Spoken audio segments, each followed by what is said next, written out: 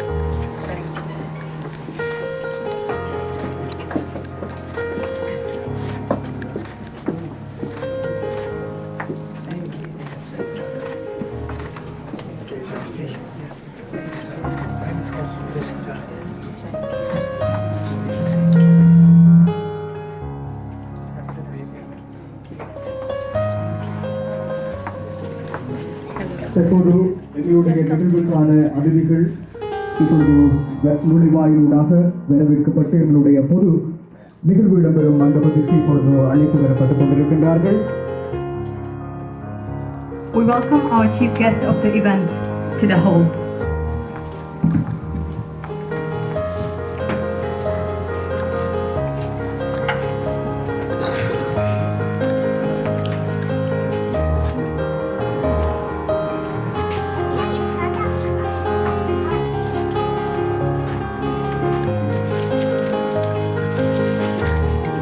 Can we please request all of the volunteers to come back and the greetings?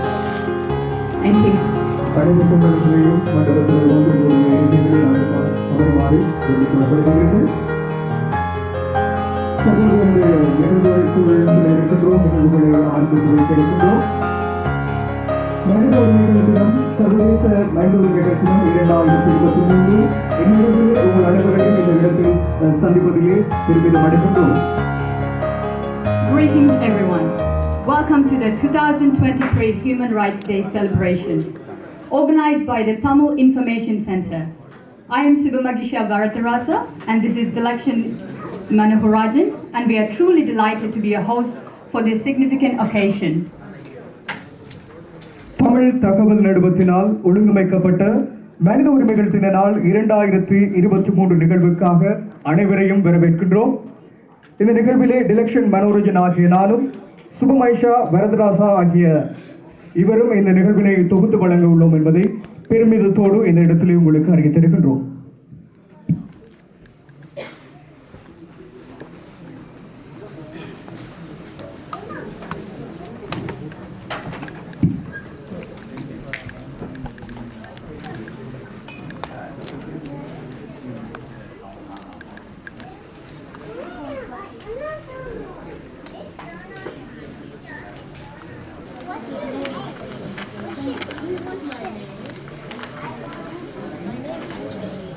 மீண்டும் ஒரு முறை இந்த நிகழ்வுக்கு வருகை தந்திருக்கும் அனைவரையும் இந்த அரங்கிலே வரவேற்றவர்களாக இந்த நிகழ்வுக்குள்ளே செல்ல இருக்கின்றோம்.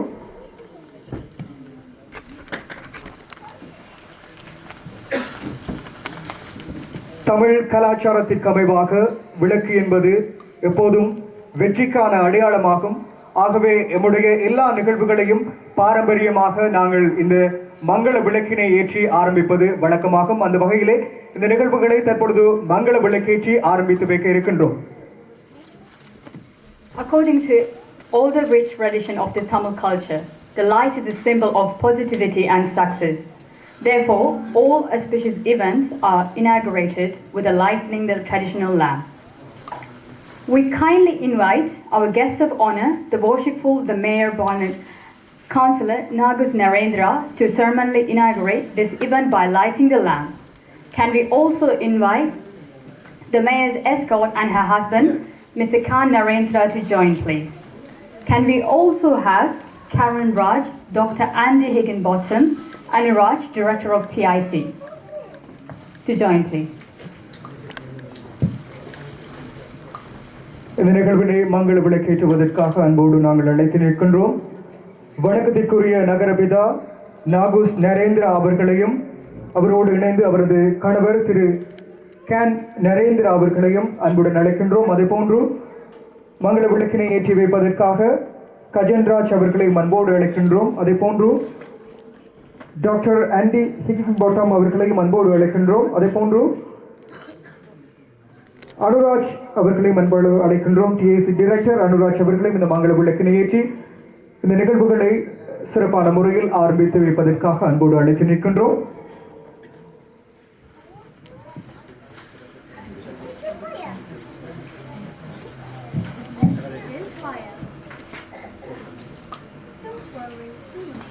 Can we please request Andy Bailey to join for the light ceremony as well, please?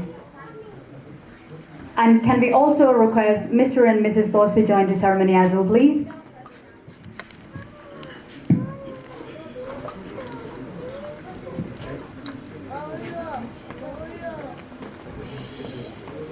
அதே போன்று தொடர்ச்சியாக மங்கள விளக்கை ஏற்றி வைப்பதற்காக பாஸ் அவர்களையும் அன்போடு அழைக்கின்றோம். மங்கள விளக்கினை ஏற்றி இந்த நிகழ்வுகளை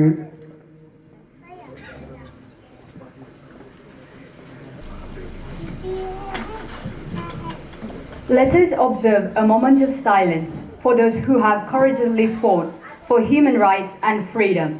May their unwavering dedication and selfless sacrifices forever be remembered. We request all of you to stand up. மனித உரிமைக்காகவும் சுதந்திரத்திற்காகவும் துணிவாக போராடியவர்களுக்காக அவர்களது அர்ப்பணிப்பு மற்றும் சுயநலமற்ற தியாகத்தை நினைவு கூறும் பொருட்டு 2 நிமிட மௌன வணக்கம் செய்வதற்காக அனைவரும் எழுந்து நின்று மௌன அஞ்சலி செலுத்துமாறு வேண்டப்படுகின்றனர்.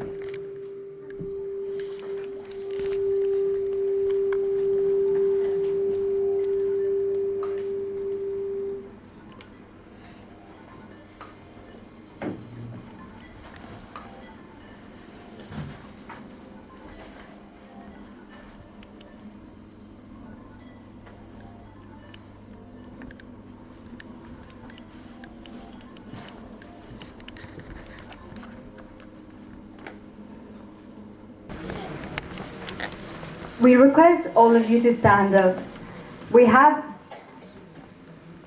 Mrs. Sugita Sridharan, music lecturer of Eastern University, to sing the Tamil Moli Varthu, an invocation to the Tamil language, which is the mother of all language. This is an exclusive song for Tamils of Sri Lanka. Written by Swami Vibulananda, one of the most popular academic from Eastern province of Sri Lanka. அடுத்ததாக இலங்கையின் கிழக்கு மாகாணத்தைச் சேர்ந்த மிகவும் பிரபலமான கல்வியாளர்களில் ஒருவரான சுவாமி விபுலானந்தா எழுதிய இலங்கை தமிழர்களுக்கான பிரத்யேக பாடலான தமிழ் மொழி வாழ்த்து பாடலை கிழக்கு பல்கலைக்கழகத்தின் இசை விரிவுரையாளர் திருமதி சுகிர்தா ஸ்ரீதரன் அவர்கள் இசைக்கவுள்ளார். அனைவரும் எழுந்து நின்று அன்புடன் இந்த பாடலுக்கு மரியாதை செலுத்தும் வண்ணம் எழுந்து நிற்குமாறு கேட்டுக்கொள்கின்றோம்.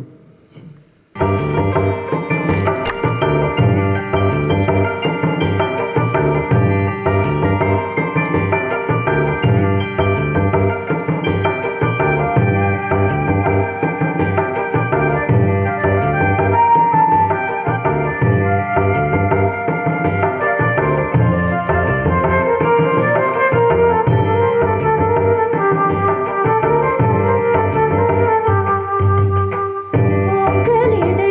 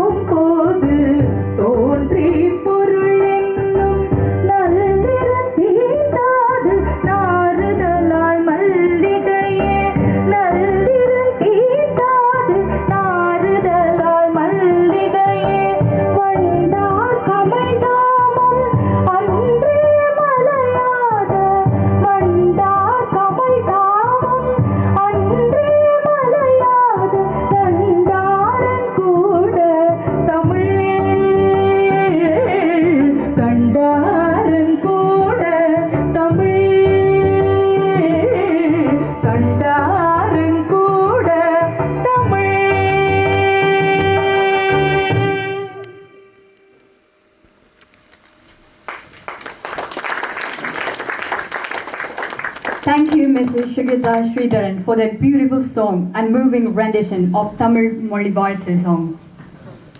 திருமதி சுகிர்தா ஸ்ரீதரனின் அழகான மற்றும் மனதை நெகிழச் செய்த தமிழ் மொழி வாழ்த்து பாடலுக்கு நன்றியை தெரிவித்துக் கொள்கின்றோம்.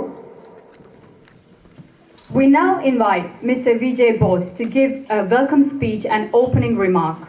Mr. Bose is one of the senior directors and currently the chair of the board directors of Tamil Information Center. அடுத்த நிகழ்வாக இப்போது மூத்த இயக்குநர்களில் ஒருவராகவும் தற்போது தமிழ் தகவல் மையத்தின் இயக்குனர் குழுவின் தலைவராகவும் உள்ள திரு விஜய் போஸ் அவர்களை வரவேற்புரை வழங்க அன்போடு அழைக்கின்றோம்.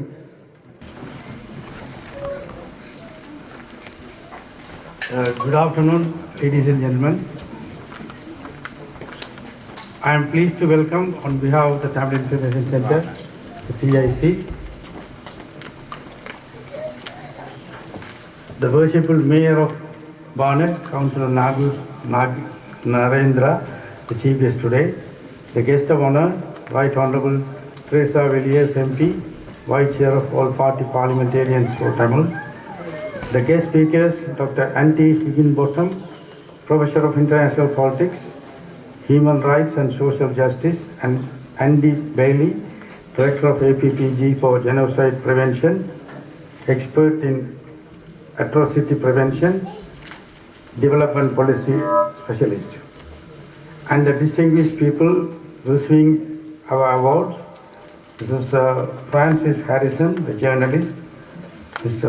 Basha Abhyavadana, exiled journalist and human rights activist, and Dr. Siva Tyagaraja, author of many books and our good friend. And the people who are gathered here taking the time off on a Sunday to attend the Human Rights Day function today on the 10th of December 2023. This marks the 75th anniversary of the declaration in 1948. One of the world's groundbreaking global pledges is the Universal Declaration of Human Rights. This sets out a broad range of fundamental rights and freedom to which all of us are entitled. It guarantees the right of every individual everywhere without distinction based on nationality, place of residence, gender, national or ethnic origin, religion, language or any other status. It is a question whether the world has achieved any of these. After witnessing the horrors of the two world wars, this declaration was thought of to end the conflict between nations, states, and in states where multinational communities live. But the world is still living with wars. Russia-Ukraine war, Israel-Palestine war, and the genocidal war on the Elam Tamil nation by the Sri Lankan state and many others. The day is not for celebration, but to question the UN for the achievements. In 2009, a resolution was passed in the UN praising Sri Lanka for the successful war on terrorism. But in later years, resolutions were passed questioning the human rights in Sri Lanka, and 14 years have passed without any results. UN actions are slow and subject to pressure from superpowers. So what is the alternative? Nations without state and nations subject to human rights violations by the states have to get organized as one strong body. The voice will be stronger and will be heard. In the coming years, TIC would like to engage in this type of project. At this juncture, I remember late Mr. Varda Kumar, who successfully undertook similar projects in the past. We miss him a lot. Without taking more time, I let you all to carry on with the rest of the program today. Thank you very much. Thank you, Mr. Bose. வரவேற்புரையை நிகழ்த்தி சென்ற pass அவர்களுக்கு இந்த சந்தர்ப்பத்திலே நன்றியை தெரிவித்துக் கொண்டு We are delighted to welcome the esteemed Right Honourable Theresa Villiers, MP, a prominent figure in the British politics, to our event today. As the Conservative MP for Shipping Barnet since 2005, she has demonstrated unwavering commitment to serving her constituents and upholding the values of her party. Her impressive political career encompasses several notable roles, including Secretary of State for Environment, Food and Rural Affairs from 2019 to 2020, Secretary of State for Northern Ireland from 2012 to 2016, and Minister of State for Transport from 2010 to 2012. Beyond her political achievement, Theresa Villiers is also a champion of human rights and a passionate advocate for the Tamil community. As Vice Chair of the APPG for Tamils, she has tirelessly raised awareness of the human rights violations in Sri Lanka and called for international investigation into the war crimes and a genocide against the Tamils. Let's give her a warm welcome. அடுத்த நிகழ்வாக எமது நிகழ்விற்கு வருகை தந்திருக்கின்ற விசேட அதிதியான பிரித்தானிய அரசியலில் ஒரு முக்கிய பிரமுகரான மதிப்பிற்குரிய ஹான் திரேசா வில்லியர்ஸ் பாராளுமன்ற உறுப்பினர் அவர்களை இன்றைய நிகழ்விற்கு வரவேற்பதில் நாங்கள் மகிழ்ச்சி அடைகின்றோம். அடுத்த உரையினை நிகழ்த்துவதற்காக அவரை அன்போடு இந்த இடம் அழைத்து நிற்கின்றது. Thank you for that very kind introduction. Just make sure. Is the microphone working? Can you hear that okay? Yes. Great. So thank you so much to the Tamil Information Centre for inviting me to this very important event this afternoon. I, as you've heard, have a long-standing concern about the human rights situation in Sri Lanka today, and of course the human rights abuses that have tragically happened in its past.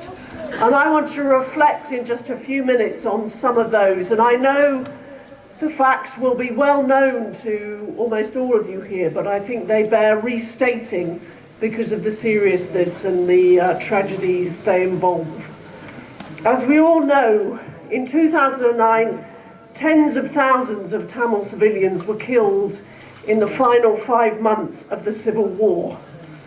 And following that conflict, between around 70 and 170,000 Tamils remain unaccounted for to this day, presumed dead, including many who will have perished during the appalling atrocity committed at Mullibekal. And yet no justice has been delivered in relation to those crimes. And the Sri Lankan government has continued to reject credible allegations that war crimes were committed. And the current situation for Tamil and Muslim people remains dire because of impunity, ongoing human rights violations, and a heavy military presence in Tamil areas. Sri Lanka has failed to make progress on accountability and other transitional justice elements that are essential to ensure the building blocks for sustainable peace and reconciliation. The Sri Lankan state's lack of political will to hold people to account for their crimes does really strengthen the case for an international mechanism.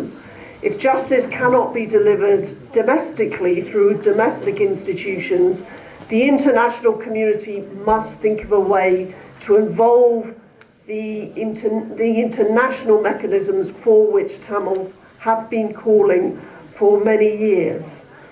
And of course, decades of flawed governance and corruption in Sri Lanka have contributed to the current very serious political and economic crisis. Members of the international community do need to do more to hold the Sri Lankan state meaningfully accountable for past and current human rights abuses. A statement issued by the UN Human Rights Council in July 2023 states that accountability remains the fundamental gap in attempts to deal with the past. As long as impunity prevails, Sri Lanka will achieve neither genuine reconciliation nor sustainable peace. Sri Lanka has failed to make progress in implementing the co-sponsored UN Human Rights Council Resolution 30/1 and its successors. And despite credible evidence of having committed atrocities and crimes, not a single Sri Lankan war criminal has been sanctioned under the new Magnitsky-style sanctions regime in the UK. In contrast, Canada has sanctioned several individuals for their role, and those sanctioned by the US State Department include General Shavendra Silva, who led Sri Lanka's notorious 58 Division during the horrific final stages of the conflict. And it saddens me to hear that in recent weeks and months there have been attacks on Tamil attempts to celebrate their culture and memorialise their loved ones that they've lost to this long-standing conflict. And I welcome efforts to champion Tamil courage, culture and heritage, a heritage that dates back millennia. It has made a huge contribution to world culture, and conserving it is a vital part of ensuring continued freedom for Tamils. And another matter of grave concern to me is that Tamils in Sri Lanka continue to be arrested under the Prevention of Terrorism Act. That act has enabled decades of arbitrary detention, enforced disappearances, and the extraction of false confessions through torture. It has predominantly targeted Tamil and Muslim communities, but has also been used to arbitrarily detain Sinhalese students who joined the protest over the economic crisis. And despite repeated international calls to repeal the PTA, despite the commitment by the previous Sri Lankan government to repeal the PTA, it continues to be used to oppress Tamils to this day. And of course you will all know that Sri Lanka has one of the largest militaries in the world, and out of the 20 divisions in Sri Lanka's military, 16 are based in the north and east in Tamil areas. It saddens me that Sri Lanka's military budget is larger than the amount it devotes to health and education combined. Its military spending is higher now than it was at the peak of the Civil War. Sri Lanka has failed to implement security sector reform, including the vetting and removal of soldiers from roles where they are implicated in human rights violations. The military has embedded itself in numerous civilian institutions such as education and training, and of course it continues to run businesses and commercial activities in Tamil areas despite pledges made at the Human Rights Council to end military involvement in such activities.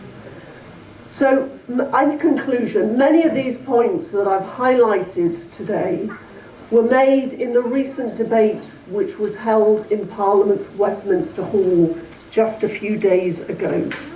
This is a further reminder of how effective the Tamil community have been in making their case in the United Kingdom to members of Parliament and to government. And I particularly want to thank friends from the British Tamil Conservatives and the British Tamils Forum for the briefing and advice that they've given me over many years, and all the Tamil community organisations who've kindly shared their views and concerns with me.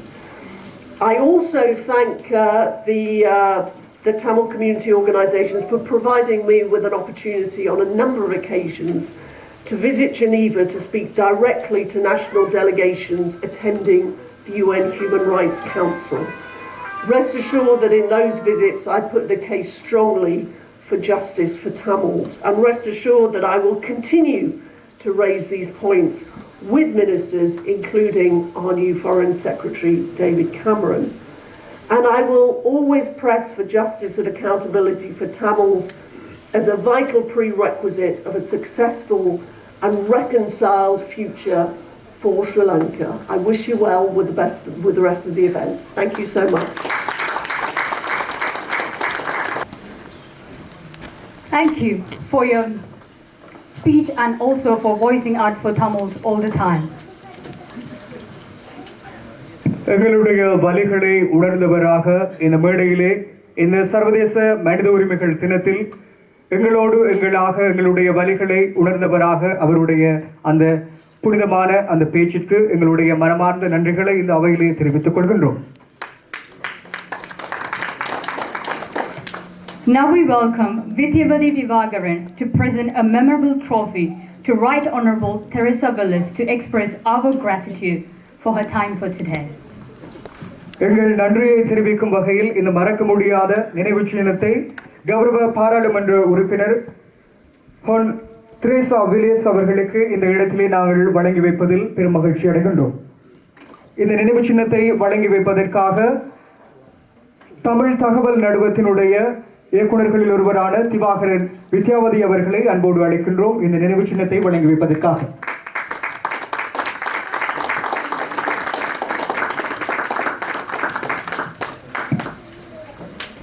Thank you. It's a great honour. I'm very touched. We are honoured to have the esteemed presence of the worshipful the Mayor Nagus Narendra today, and we apologize for the delay in the event.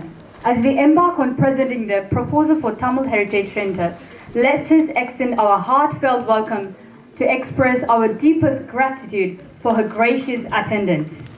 A true advocate for the Tamil community, the worshipful the Mayor Nagus Narendra continues to contribute for its growth and development. Her unwavering commitment to education, community service, and leadership has made her role model for many. A passionate educator and a community leader, the worshipful the Mayor Nagus Narendra has dedicated her life to saving others. Born and raised in Sri Lanka, we invite the worshipful the Mayor to the stage to say a few words. வணக்கத்திற்குரிய மாநகர mayor நாகுஸ் Narendra அவர்களின் மதிப்புமிக்க பிரசன்னத்தை இன்று நாங்கள் அடைந்ததையிட்டு பெருமை அடைகின்றோம். தமிழ் மரபு மையத்திற்கான முன்மொழிவை முன்வைக்க தொடங்கும் வேளையில் அவருக்கு எங்கள் மனமார்ந்த வரவேற்பை தெரிவிப்பதோடு அவரது அன்பான வருகைக்கு எங்களது நன்றியையும் தெரிவித்து அவருக்கான உரையை நிகழ்த்துமாறு அன்போடு அழைத்து நிற்கின்றோம்.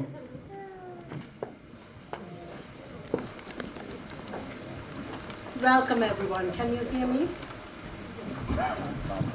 Can you hear me now? Yes, thank you. Welcome everyone. I'd like to thank Right Honourable Teresa Villiers MP for your inspirational, informative speech and all that you're doing to the Tamil community. Well done. It's a pleasure that I welcome you all to this very important event to celebrate the International Human Rights Day, which reminds us of the rights of humans. Human rights include the right to life and liberty, free from slavery and torture, freedom of opinion and expression, the right to work and education, and freedom from discrimination. Yet, it is heartbreaking to know that human rights are violated in so many different countries, including Sri Lanka. We will hear from the experts in more detail, and you already heard about some of the things that are happening in Sri Lanka from our Right Honourable MP Teresa Villiers, who has actually been working and voicing our concerns in Geneva and various other places. I'm proud to say that I'm a Tamil, and I'm grateful to the honour to be the Mayor of Barnet. But I think this is the honour for the whole Tamil community. The one that is close to my heart is the human rights violations in my country of birth, Sri Lanka. I have experienced it myself, and I lost my dear brother, Dr. Ganesh Ratnam, 35 years ago to a gunshot while the human rights are violated in that part of Sri Lanka, Jaffna, while he was on duty at Jaffna Hospital in Sri Lanka. My heart sinks when I hear about the atrocities and the attacks that are happening to Tamils day in and day out. Tamil Information Centre is doing a great service in UK, educating and raising awareness of the Human Rights Act and helping individuals to understand their rights. You are also lobbying governments to find solutions to the human rights violations in Sri Lanka. So well done. I appreciate your work wholeheartedly and wish you well for a successful future. And thank you for organizing this event and inviting us. Now I'd like to say a few words in Tamil, my own language.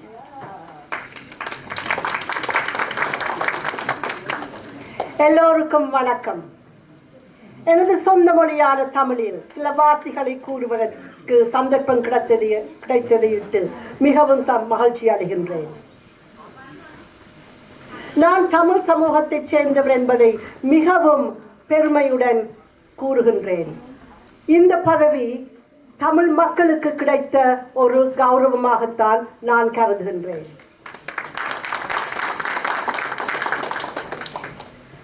மனித உரிமை என்பது நாம் அடிமைத்தனமின்றி சுதந்திரமாக வாழவும், நமது கருத்துக்களை தடையின்றி தெரிவிக்கவும், சுவேஷமின்றி வாழவும் வழிவகுக்கின்றது. மனித உரிமைகள் பல நாடுகளில் மீறப்படுவது மிகவும் கவலைக்குரியதாகும். நான் பிறந்த நாடான இலங்கையில் நடந்து கொண்டு இருக்கும் மனித உரிமை மீறல்களை எனது மனதை மிகவும் தாக்கியுள்ளது. எனது சொந்த சகோதரர் டாக்டர் கணேசரத்னம் யாழ் வைத்தியசாலையில் 35 வருடங்களுக்கு முன் சுட்டுக் கொல்லப்பட்டார். அவர் கடமையில் இருக்கும் போது அதுவும் மனித உரிமை மீறல்தான். தமிழ் இன்ஃபர்மேஷன் சென்டர் இங்கிலாந்தில் மிகவும் முக்கியமான சேவைகளில் ஈடுபட்டுள்ளது. மனித உரிமைகளை பற்றிய அறிவை தமிழ் மக்களின் மத்தியில் பரப்புவதுடன் மனித உரிமை மீறல்களை அரசாங்கங்களுடன் உரையாடி வருகின்றார்கள். நீங்கள் செய்யும் சேவை மேலும் மேலும் நீடிக்க வேண்டும் என்று நான் எனது மனமார்ந்த வாழ்த்துக்களை தெரிவித்துக் கொள்கின்றேன். அதோடு இன்றைய நாளை நீங்கள் நம்மை வரவழைத்ததற்கும் இந்த நாளை நீங்கள் ஆர்கனைஸ் பண்ணினதுக்கும் எனது மனமார்ந்த நன்றிகளை தெரிவித்துக் கொண்டு விடைபெறுகின்றேன். நன்றி, வணக்கம்.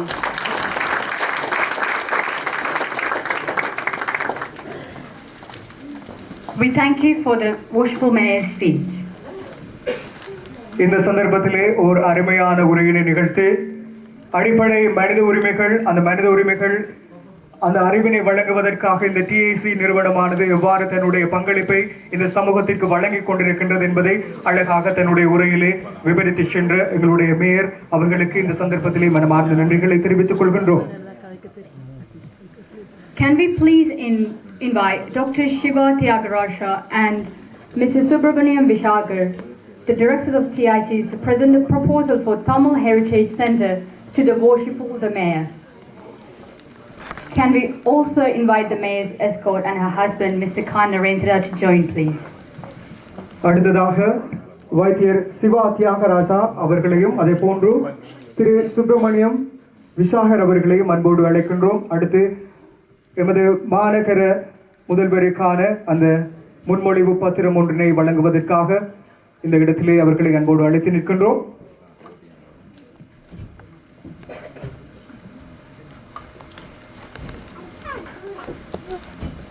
இந்த முன்மொழிவு பத்திரமானது எமது பண்பாட்டு அருங்காட்சியகத்திற்கான விடயங்களை உள்ளடக்கிய முன்மொழிவாக எமது மாநகர முதல்வரிடம் இன்றைய நாளிலே கையெழுத்து வைக்கப்படுகின்றது என்பதனை அறிவிக்கப்படுகின்றோம்.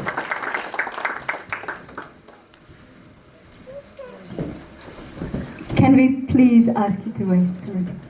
We thank Dr. Shiva Tyagaraja and Mr. Subramaniam Vishagar for doing the honors. Now, can we please invite Shaila Vishahan? It gives us a great pleasure to present this memorable trophy to the worshipful mayor to show our gratitude. அடுத்ததாக எமது மாநகர முதல்வருக்கான நகரபிதாவிற்கான அந்த நினைவு சின்னத்தை வழங்கி வைக்கின்றார். தமிழ் தகவல் நடுவத்தினுடைய மூத்த உறுப்பினர்களில் ஒருவரான திருமதி ஷைலா அவர்களினால் இந்த நினைவு சின்னம் இப்பொழுது வழங்கி கௌரவிக்கப்பட்டிருக்கின்றது. Thank you for the worshipful the mayor and her escort, Mr. Khan Narendra and Mrs. Shaila Visahan, for doing the honor. Now it's our pleasure to introduce our first guest speaker, Dr. Andy Higginbottom, a distinguished scholar and international politics, human rights and social justice. Dr. Higginbotham is a senior associate professor in the Department of Politics and Human Rights and International Rights in Kingston University in London, where he teaches and researches on international political economy, slavery, emancipation, and extremism. He has also been a long-time international solidarity campaigner in active support of social movements in Colombia, South Africa, the Ulam Tamils, and anti-colonial and liberation movements around the world. இப்போது எங்களின் முதல் விருந்தினர் பேச்சாளரான சர்வதேச அரசியல், மனித உரிமைகள் மற்றும் சமூக நீதியில் புகழ்பெற்ற அறிஞரான டாக்டர் ஆண்டி ஹிகிங்பாட்டம் அவர்களை அறிமுகப்படுத்துவதில் அவருடைய உரையை நாங்கள் ஆவலோடு காத்திருக்கின்றோம். அவருடைய உரைக்காக அன்போடு அழைத்து நிற்கின்றோம். Let's give him a warm welcome. My name is Andy Higginbotham. I was the co-prosecutor at the Bremen and at the Berlin Permanent People's Tribunal. There were two previous sessions of this tribunal. The first, which took place in January 2010, very shortly after Mullavaikal, determined that the government of Sri Lanka had committed war crimes and crimes against humanity. The Bremen Tribunal stands out for two reasons. The first is, given the failure of the United Nations to do justice for Tamils, it was the first international body, as far as I'm aware, to make clear that a genocide is taking place against Tamils in Sri Lanka, and that this is an ongoing genocide. The second important decision, which the verdict came to in 2013, is that the United Kingdom, including its politicians, that is, and its government, are complicit in genocide and therefore have committed crimes against humanity. And the other decision, which was less clear, was that other powers had played a role, but the evidence to the tribunal wasn't sufficient to make a determination. The Berlin Tribunal, therefore, was the third session, already on the basis that a genocide was taking place.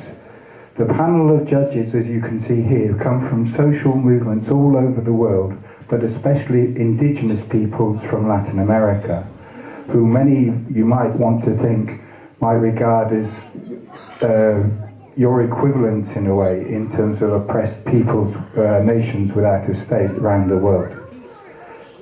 The big question which the Berlin Tribunal had to answer was how comes during the peace process 2002-2006, the European Union and United States apparently supported peace after the fact that the LTTE had in effect fought the Sri Lankan state to a standstill and the peace process was necessary. How comes the outcome of that supposed peace process was a restarting of the genocide? And in particular, the result of the restarting of the genocide fell very conveniently into the strategic interests of the United States, and in particular its military interests from Trincomalee Harbour, controlling the whole of the Indian Ocean region. So the question fundamentally, which the Berlin Tribunal looked at, is the question of framing narrative. What is the basic understanding that we have of what has taken place to the Elam Tamil people? And in particular, the Bremen Tribunal had already identified that the United Kingdom and the United States are complicit in genocide. The Berlin Tribunal took this one step further. And the basic premise of the Berlin Tribunal was, on the evidence it received, was that there was a genuine possibility of peace in the 2002-2006 period, but it was the strategy and the policy of the UK and the US to break the peace, to return the country to war. And this constitutes a crime not only of genocide, but a crime against peace. And this is de facto situation where Elam Tamil existed. Tamil Elam existed in the Vanni region, a de facto state which the policy of the US and UK were intent to destroy.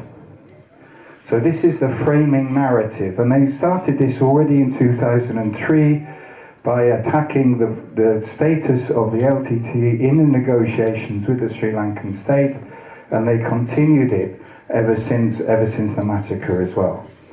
Now the narrative which is given to justify the destruction of the formative and really existing independent Tamil Elam, and the justification is really clear, that this was a war against the terrorist organisation, the Liberation Tigers of Tamil Elam. The Berlin Tribunal completely disputes this narrative and says it is false. It is false because in fact it was the Vanni region and the formative Tamil Elam state which was the major protection for Tamil people against genocide. So destroying the LTTE was the pathway to committing the genocide. So this is the framing narrative with which the Berlin Tribunal made its decisions. It is also clear that the Western powers use the question of terrorism and allegations against the Liberation Tigers in order to justify destruction of the Elam Tamil nation. It is a justification for genocide by displacing what the central point of the conflict was. And the central point was and continues to be the right of the Tamil people to self-determination, including an independent Tamil Elam. So Tamil Elam was a liberated territory which was destroyed, and the destruction started during the peace process. The criminalization of Elam Tamils, we've heard about Prevention of Terrorism Act in Sri Lanka, but it is clear that LTT was banned under the Prevention of Terrorism Act here in the UK, and later on in Germany, in the European Union. This banning of the LTTE is part of the genocidal process. I just want to comment, my main area of research has already been reported is in Colombia. And in the case of Colombia, the United States took a decision in June 2001 to allow an all-out war with massive civilian casualties in Colombia. They made a very similar decision about the same time in relation to Sri Lanka as well. The great powers gave the green light for a total war strategy to destroy the LTTE no matter what. And the no matter what was clearly tens of thousands of people being killed. So the first accusation of the Berlin Tribunal is that the United States is primarily responsible for the genocide. And this is framed in terms of not only the Genocide Convention of 1948, but what is called the crime against peace. And it comes from the same period. You will remember the Nuremberg Tribunal putting on trial the leadership of Nazis in Germany, and the charges against them were actually that their invasion of other countries was a crime against peace. And this crime has never been played at the foot of the imperialist powers. But in fact, they themselves do this on a regular basis, including the destruction of a genuine peace, possibility of a genuine peace in Sri Lanka was a crime against peace. That is the removing any possible reconciliation. And this is the charge.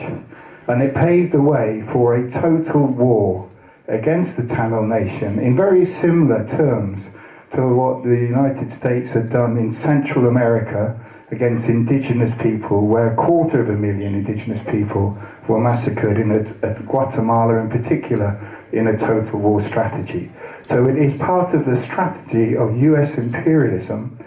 So what we're saying therefore is this accusation is this strategy was applied to the Tamil people with awful and genocidal consequences.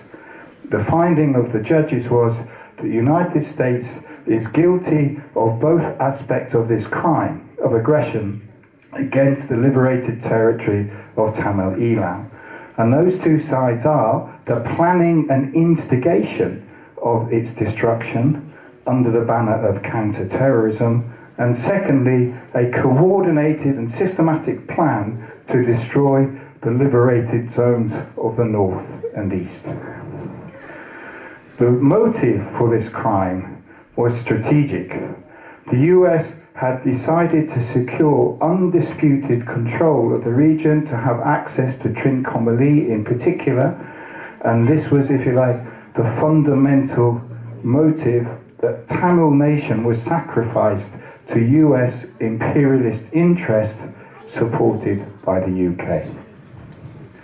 The second accusation is, as we've already rightly heard, how failure of the UN Human Rights Council in terms of its resolutions and the process of giving international impunity to the genocide that has taken place and is taking place.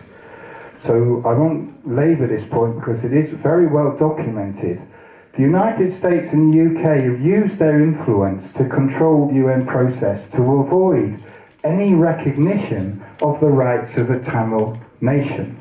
So rights are individual rather than collective, and they're all confined within a framework which is still acceptable to the Western imperial powers. Unfortunately, the so-called non-aligned movement has hardly been any better whatsoever. So Tamil people have had no support from either of the two main state factions operating in the context of the United Nations. The third accusation, and this is the second main theme of the tribunal, after making clear United States and United Kingdom responsibility for the genocide, the second main area of investigation of the Berlin Tribunal was the situation of women as part of the movement in the liberated territory of Tamil Eelam. And the accusation reads as follows, that the US, in seeking to destroy the LTTE, is guilty of violating the rights of Tamil women and their right to be protected from genocide. So clearly the powers acted to destroy the LTTE and the liberated area, and in so doing they also destroyed the advances made by women within the liberated area. The finding is that the powers such as the USA are guilty of violating the rights of the women of Tamil Eelam by destroying the LTTE. Now the jury's reasoning on this point is particularly important. Some of the material is fairly well established, but in this case the jury heard from 11 Tamil women, most of whom had been freedom fighters in the LTTE. And it's their evidence which was really central to the Tamil people's story and the findings of the tribunal. And they gave evidence on three main fronts. The first evidence that was given was why women joined the LTT in the first place, why they saw it as being part of their own liberation, that they would be part of a national liberation movement. The second type of experience about which the women spoke was their experience of what it was like in the Vanni region, in the liberated territory before it was destroyed. And a number of obvious themes come up: the better treatment of women, the gender parity which was emerging, the treatment of allegations of rape, and so on. So overall a positive, not uncritical, but still positive accounts of experience in the Vanni region. Now, of course, then the third main area is the awful story which is still ongoing for what's happened to Tamil women after the massacres of 2009, and if you like, the continuing occupation and use of rape in particular as a weapon of war against women. So this is a fundamentally new finding of the tribunal, and it goes against the dominant narrative, which is that Western liberalism will liberate women of poor and oppressed peoples. Rather, it was the agency of the women themselves and of the liberation movement which was central to the movement for women's emancipation. The fourth is also already rightly been reported about the continuing genocide of the Elam Tamils by the Sri Lankan state. Again, the evidence is very well known, very well documented. I'm sure you have family and friends who can pass on all of this all the time. So the genocide is continuing, and the reason for the genocide continuing is the continuing international impunity for the Sri Lankan state, given by the Western powers and in alliance actually with UN Security Council and UN Human Rights Council as well.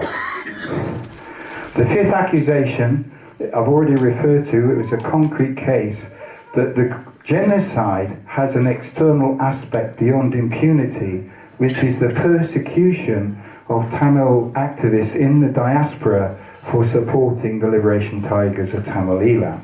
This, in the accusation, constitutes a continuation of the genocide because it removes any legitimacy of the rights of Tamil people to fight for national liberation.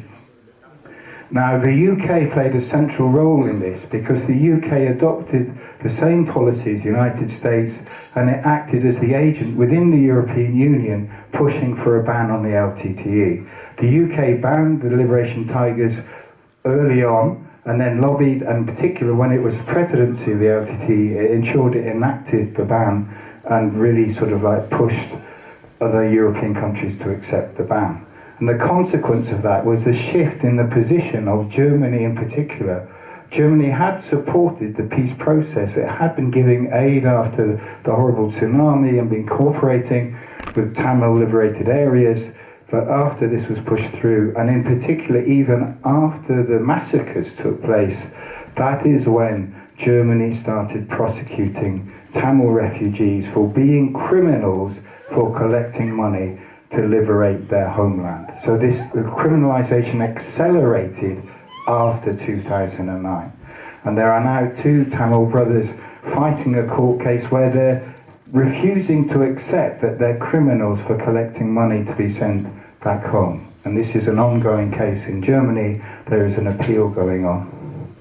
And we hope you can support it. Lastly, about the effect of the genocide, I've already mentioned US strategy. In 2009, the Mullawaikal massacre took place. In 2010, Hillary Clinton and Obama announced a strategic turn to the Indo-Pacific region based on naval control. And you can see from this map, we used similar material in previous sessions of the tribunal. You can see also from the current war taking place against Palestinian people, how concerned they are about stability of the Middle East, and there are two particular choke points for the export of the world's oil. One is the Straits of Hormuz, which is in the Persian Gulf, and the other Straits of Malacca. And you can see from this map, I hope, that the major sea lanes go so close to Sri Lanka, and it's a point which was made quite rightly in the film. The strategic interest which the great powers have not to allow an independent Tamil Elam to exist on the island of Sri Lanka because of the threat to their interest in controlling the whole region. Those are the two choke points. So the tribunal received this accusation, and it found that the US policy to destroy the LTTE was quite calculated. It was a strategic decision to give the go-ahead to the genocidal massacres in order to secure its own strategic interests. So they subcontracted the massacre to the Sri Lankan state, but it fell very nicely into their hands. And it said, this hearing was in 2022, and it said this is a dire warning. Well, I'm very sorry to say that the dire warning is so true in relation to what's happening to the Palestinian people today. There are so many parallels to the ongoing daily genocide against Palestinian people, from the fact that there's a US aircraft carrier supervising events to the so-called safe havens where people are being sent, and then where they're sent is being bombed by the artillery, by the Air Force, and now by drones as well. There are very, very many parallels between the contemporary daily genocide of Palestinians and the genocide of the Elam Tamils. And I really hope that this point registers in terms of a turn towards international solidarity for the Palestinian people in their time of need. The concluding remarks are ones which I've already mentioned, just to underline them: the importance of countering the terrorism narrative, the role that genocide plays as the absolute oppression of women and caught as victims of the genocide, the international impunity which this genocidal process still enjoys, and we've raised a new degree of guilt of the Western powers, United States and UK, beyond complicity, which is that they committed a crime against peace. They committed a war of aggression against the Tamil Elam, against the Tamil nation. There are further recommendations, central to which is a campaign to unban the LTTE. Also, that the German state drops the charges against the two brothers in Germany. There are also other important lessons learned from the tribunal, in particular the question of how carefully we should support Tamil women who've been through incredibly difficult process personally, and have really been hard for them to tell their story, to tell the truth of their experience of the genocide, before, during and after. And also, by the way, quite a lot of the material came from WikiLeaks. So we want to see Julian Assange not criminalised for bringing out the truth of what the US in particular was up to at the time of Mully Vaikal. Okay. And this is my addition, right? Because, as I say, the genocide against the Palestinian people is also ongoing, but has come to a very crucial point to this day. We are now talking about 17 or 18,000 Palestinian people massacred in the last month or so. Imperialism is behind both, and the only way to stop these genocides is to fight against the controlling power of Western imperialism. Thank you. Thank you for your insightful presentation. Your expertise and passion were truly inspiring, shedding much needed light on these crucial issues. We are grateful for your dedication to raising awareness and fostering understanding. இந்த உலக பரப்பில் எத்தனையோ தேசங்களில் எத்தனையோ இடங்களில் இன்னும் உரிமை இழந்து அடிமைகளாக வாழும் மக்களின் அவலக்குரல்களை சர்வதேச ரீதியாக ஆராய்ந்து தன்னுடைய இந்த தொகுப்பிலே அழகான முறையில் இடம்பெறுகின்ற சர்வதேச மனித உரிமை மீறல்கள் பற்றிய தனது பார்வையை அழகாக வெளிப்படுத்திய சர்வதேச மனித உரிமைகள் மற்றும் சமூக நீதியியல் புகழ்பெற்ற அறிஞரான டாக்டர் ஆண்டி ஹிகின்போட்டம் அவர்களை இந்த இடத்திலே நாங்கள் அவர்களுக்கு அவருடைய உரைக்காக நன்றியினை செலுத்திக் கொள்கின்றோம். மிக அழகான முறையில் இடம்பெறுகின்ற அத்தனை சர்வதேச மனித உரிமை மீறல்களையும் இந்த இடத்திலே எங்களுக்கு வெளிப்படையாக அவருடைய உரையிலே நிகழ்த்தியிருந்தார். Now, with a great pleasure, we would like to ask Sarva Kumararaja to present a memorable trophy to Andy Higginbottom to express our attitude. And we request both of them to the stages, please. அடுத்ததாக அவருக்கான அந்த நினைவு சின்னத்தினை வழங்குகின்ற நிகழ்வு தற்பொழுது இடம்பெற இருக்கின்றது. இந்த நினைவு சின்னத்தினை வழங்குவதற்காக TAC மற்றும் CCDயினுடைய மூத்த உறுப்பினர்களில் ஒருவரான திருமதி ஷர்வா குமாரராஜா அவர்களினால் இந்த நினைவு சின்னம் இந்த இடத்திலே உங்களுடைய கரகோஷத்திற்கு மத்தியிலே வழங்கி கௌரவிக்கப்படுகின்றது. We thank you, Sarva Kumararaja, for presenting the award, and we once again thank you, Dr. Andy Higginbottom, for his speech. Next, let's introduce our next guest speaker, Mr. Andy Bailey, the Director of All-Party Parliamentary Group of the Prevention of Genocide and Crimes Against Humanity. Mr. Andy Bailey is specialist in atrocity prevention, freedom of religion and belief, FORB, and development policy. With an extensive experience working in the human rights field, Andy has a particular interest in the intersection of FORB in the development sector, looking to ensure equal access to aid and development for minority communities.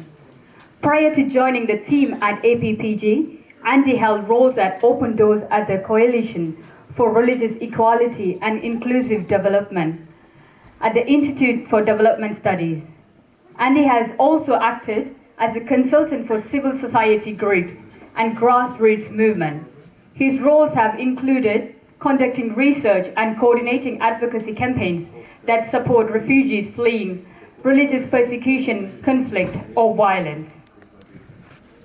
அடுத்ததாக அனைத்து கட்சி நாடாளுமன்ற குழுவின் இயக்குனரான திரு aunty Bailey அவர்களை அடுத்த விருந்தினர் பேச்சாளராக அறிமுகப்படுத்தி உரைக்காக அழைப்பதில் பெருமகிழ்ச்சி அடைகின்றோம். Let's eagerly listen to his insight. Let's give him a warm welcome. Thank you for having me here today. It's a really great honour to be here, and thank you for such an amazing turnout. A very quick introduction to what I do, why this is applicable. So I coordinate a group in the UK Parliament which seeks early intervention when there is a risk of atrocity. When atrocities are happening, we try to get action from the UK government to prevent the atrocity or mitigate what's happening and try and protect those who are being targeted. Can we turn the game down a tiny bit? Perfect. Yeah. The key thing today, we're looking at the 75th anniversary of both the Genocide Convention and the Universal Declaration of Human Rights. The Genocide Convention, it has 4 key promises in it, 4 key obligations, and that's really, really key for Tamils in Sri Lanka. First one, it places a duty on states who sign the convention to predict future atrocities, future genocides. Once that duty has happened, it places a duty to prevent. So as soon as a state has predicted there is a risk of atrocities, not that an atrocity is happening, but that there is a risk, there is a duty to prevent. If that fails, there is a duty to protect. So when atrocity is no longer when it is occurring, there is a duty for states to step in and try and protect those who are being targeted. And finally, the final duty under the Genocide Convention is to punish the perpetrators.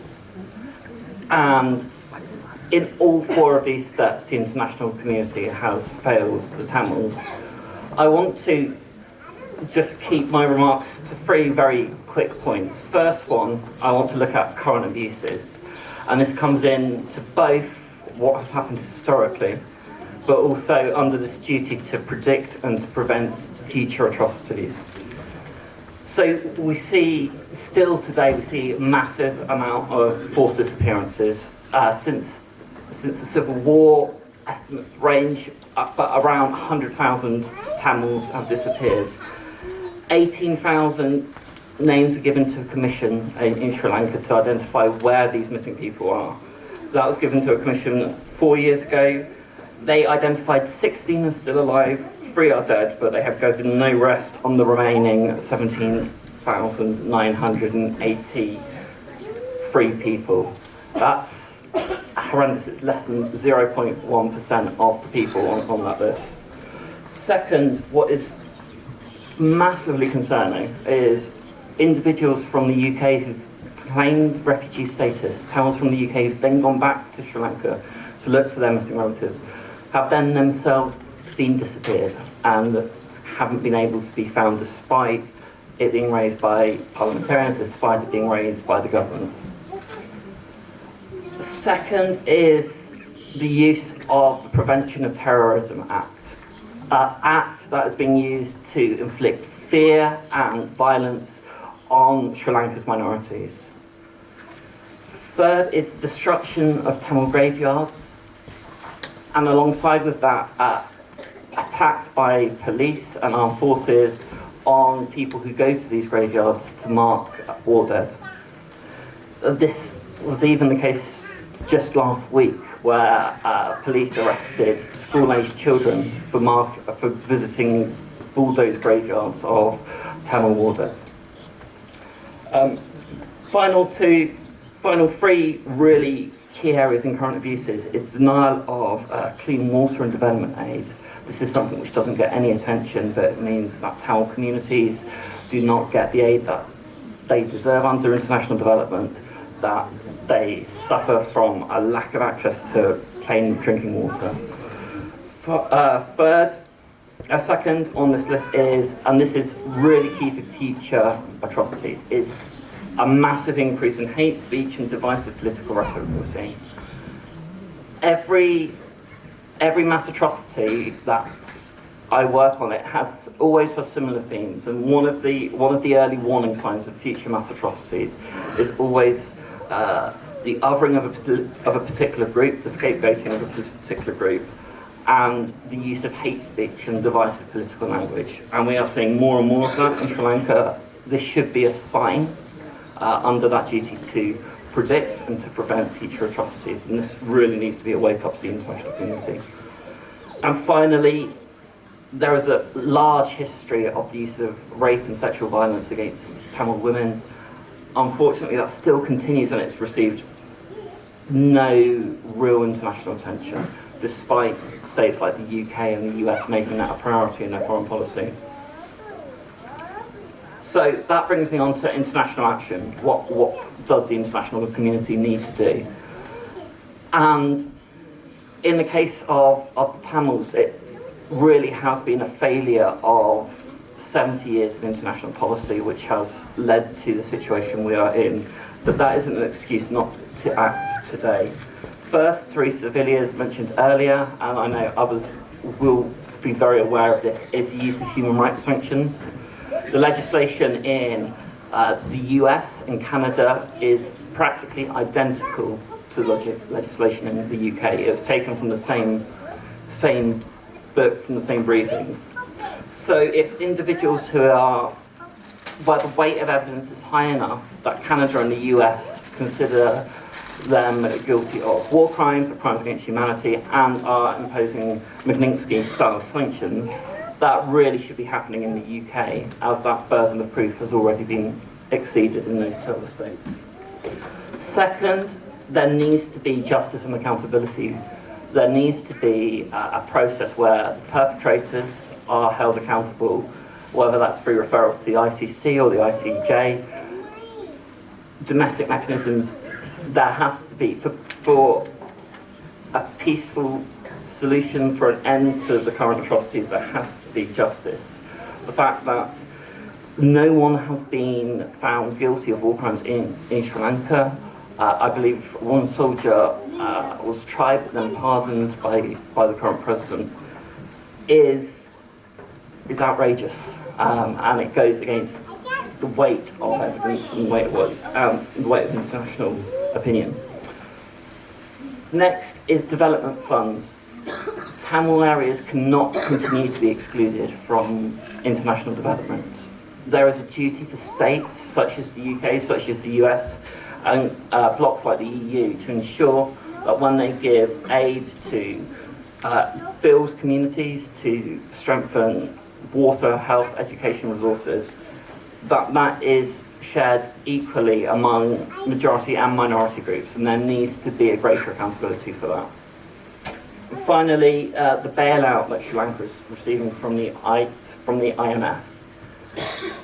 While this is really difficult to put terms on it, that it needs to come with some safeguards, particularly around the Prevention of Terror Act, and reforming that or changing it to align to international standards. It also needs to come with an understanding of the vast amount Sri Lanka spends on its military and the disproportionate amount that impacts Tamil areas. 80% of Sri Lankan military is within Tamil majority areas. Finally, there needs to be an understanding of the trade agreement between the EU and the UK. Trade cannot come at the expense of human rights. trade has to have human rights standards and it has to have human rights targets. And for the IMF fund to come through, it also needs to have targets along this line. Otherwise, the UK really shouldn't be continuing in a preferential trade agreement with Sri Lanka. Finally, most importantly, is the process of peace and reconciliation. Genocide literally means to, GMO means family or group or nation, side means to sever, so it's to sever a family, to cut a family. And genocides, atrocity crimes create generational trauma. When they are not addressed, when they are not met, it creates ongoing suffering to the next generation and the generation after that and the generation after that. And the only way that this can be addressed, the only way that this can be met is through a meaningful peace and reconciliation process, similar to what happened in Rwanda, similar to what happened in South Africa.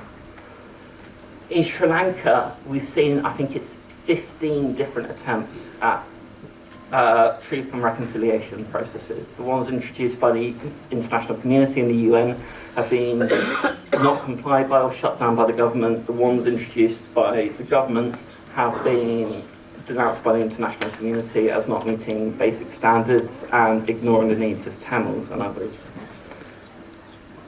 Restorative justice has to be a part of this. Lands that have been taken, lands that continue to be taken, should be restored. Businesses that were closed or taken over by the army needs to be returned. And there needs to be reparations for loss of lands, loss of property, but also financial reparations for loss of life and disappearances. So to pull these to a close, what we should be doing as an international community, there is a duty to act to prevent further and future atrocities in Sri Lanka. There is a clearly identifiable risk of future atrocity crimes. The use of hate speech, the use of divisive language really shows us time and time again that when this is not addressed, there will be atrocities in the near future. This more than meets the requirement for extra sanctions, for conditions on human rights and trade. There also needs to be that focus on truth, reconciliation and peace building, which puts victims, puts those who are most affected first and foremost, not whitewashing exercise by the government or an international community which isn't victim-led. Thank you.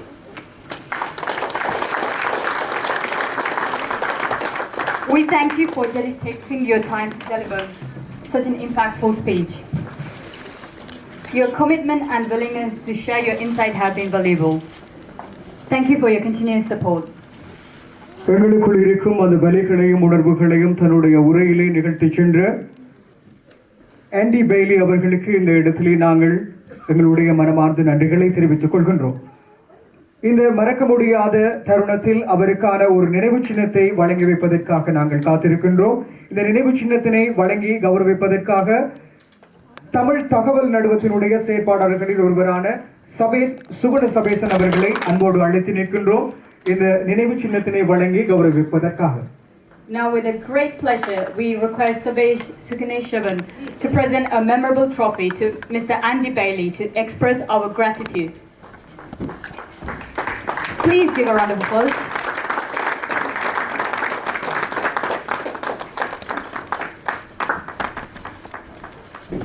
Thank you, Mr. Andy Bailey and Sabesh Sukuneshavan for presenting the award. நினைவு சின்னத்தினை வழங்கி கௌரவித்த அனைவருக்கும் இந்த இடத்திலே நன்றியை தெரிவித்துக் கொள்கின்றோம். To add a touch of creativity and expression, now we have a special performance. Please welcome S.P. Allen, a young rap artist, as he shares his poetry on human rights. அடுத்த நிகழ்வாக இளம் ராப் கலைஞரான S.P. Allen அவர்களுடைய மனித உரிமைகள் குறித்து தனதுடைய கவிதைகளை பகிர்ந்து கொள்ள அன்போடு அழைத்து நிற்கின்றோம். அடுத்த நிகழ்வாக இடம்பெற இருக்கின்றது.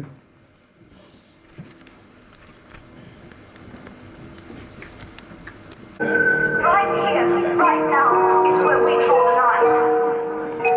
Check. The world is waking up. And change is coming, whether you like it or not. Thank you.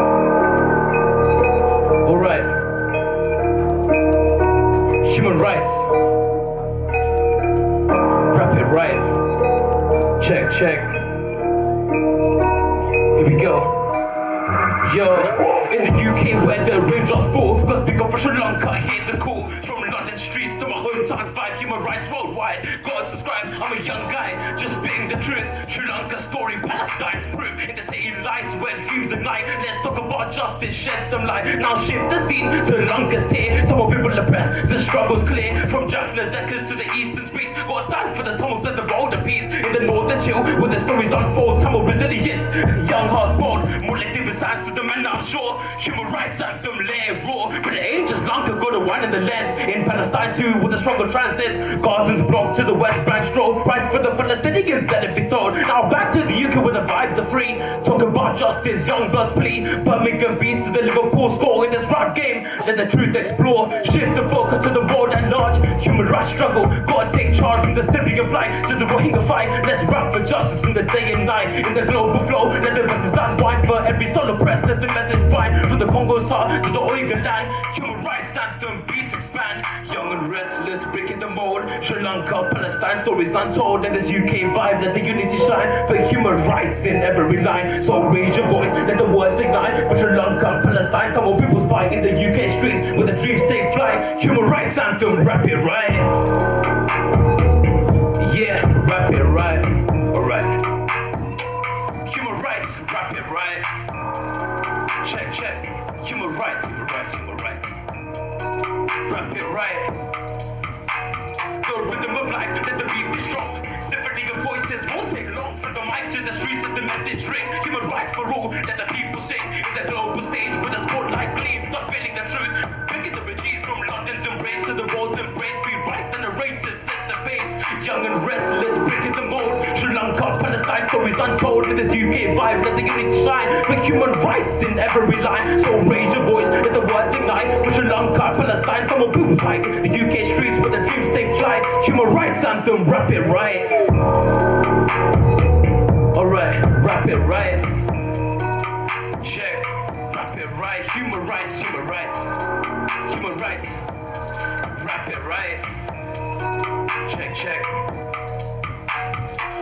Young and restless, breaking the mold. Sri Lanka, Palestine, stories untold. Let the words ignite. Tamil people's fight. UK streets where the dreams take flight. Human rights anthem. Let's wrap it right. Thank you.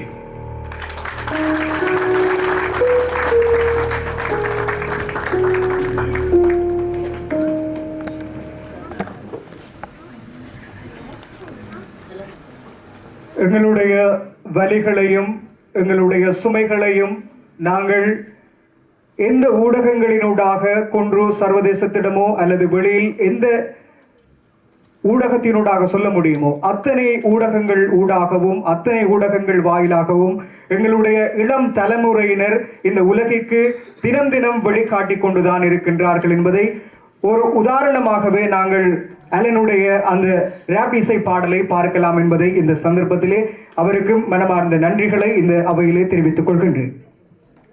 We want to express our heartfelt appreciation for your powerful rap performance. Your performance not only entertained but also sparked important conversations. Thank you for using your talent to advocate for human rights. தற்பொழுது நாங்கள் இந்த நிகழ்வினுடைய அடுத்த அத்தியாயத்திற்குள் செல்ல இருக்கின்றோம். உங்களில் பலருக்கு தெரியும், ஒவ்வொரு ஆண்டும் இந்த சர்வதேச மனித உரிமைகள் தின நிகழ்வில் இலங்கை மற்றும் பிற நாடுகளில் சமூக அரசியல் மற்றும் மனித உரிமைகளை மேம்படுத்துவதில் குறிப்பிடத்தக்க பங்களிப்பை வழங்கிய 2 மனித உரிமை பாதுகாவலர்களுக்கு TAC விருது வழங்குகின்றது. குறிப்பாக இளைஞர்கள் மற்றும் தற்போது உரிமைகள் மற்றும் சுதந்திரங்களை பாதுகாப்பதற்கும் சமத்துவமின்மை மற்றும் நீதிக்கு சவால் விடும் வகையில் போராடி வருபவர்களுக்கு ஊக்கமளிப்பதற்காகவே நாம் இந்த விருதுகளை ஒவ்வொரு ஆண்டும் இந்த தினத்திலே வழங்கி கௌரவித்து வருகின்றோம். Now we will move into our award ceremony, which is the highlight of the event today. As many of you all know, each year at this International Human Rights Day event, TIC awards 2 human rights defenders who have contributed significantly to the promotion of social, political and human rights in Ilangai and in other countries. We do this to inspire others, particularly young people and those who are currently involved in fighting to protect rights and freedoms and challenging inequality and justice. This year's first Human Rights Award goes to our distinguished guest, Frances Harrison, for her relentless and determined human rights activities. Let us invite Midurja Padmanathan, who is a trainee barrister and part of the legal team of our TIC archiving project, to introduce Frances Harrison. இந்த ஆண்டுக்கான முதல் மனித உரிமைகள் விருது இடைவிடாத மற்றும் உறுதியான மனித உரிமை செயல்பாடுகளுக்காக எங்கள் புகழ்பெற்ற விருந்தினரான பிரான்சிஸ் ஹாரிசன் அவர்களுக்கு வழங்கி கௌரவிக்கப்பட இருக்கின்றது. பிரான்சிஸ் ஹாரிசனை அறிமுகப்படுத்த டிசிசியின் இயக்குநர்களில் ஒருவரான மிதுர்ஜா பத்மநாதன் அவர்களை இந்த இடத்திற்கு அன்போடு அழைத்து நிற்கின்றோம்.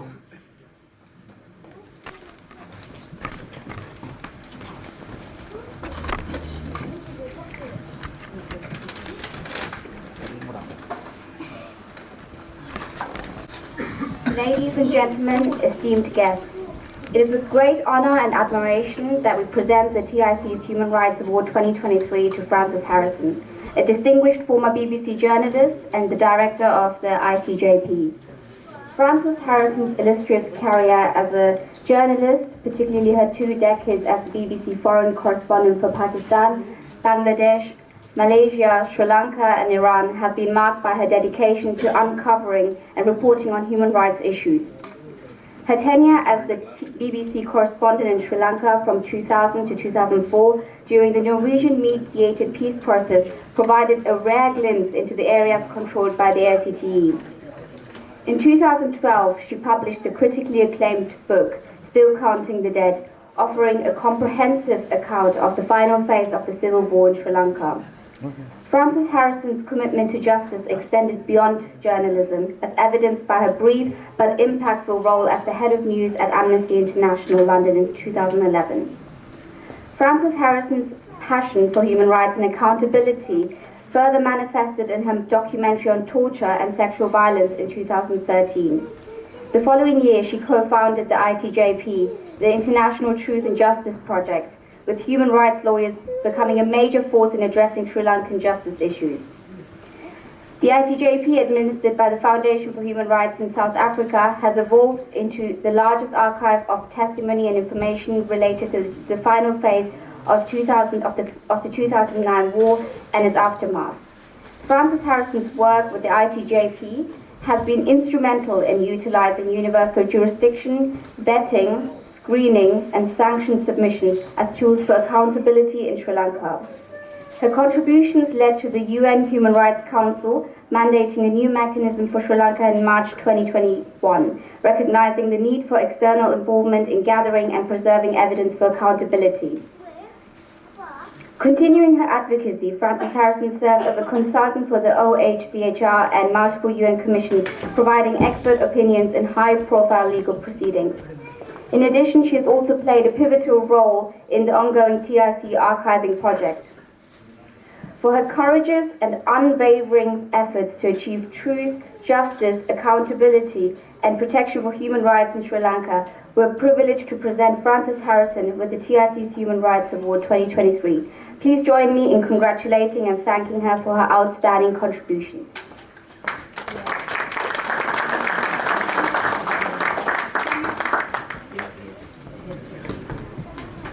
Can we please ask the directors of the TIC to present the award?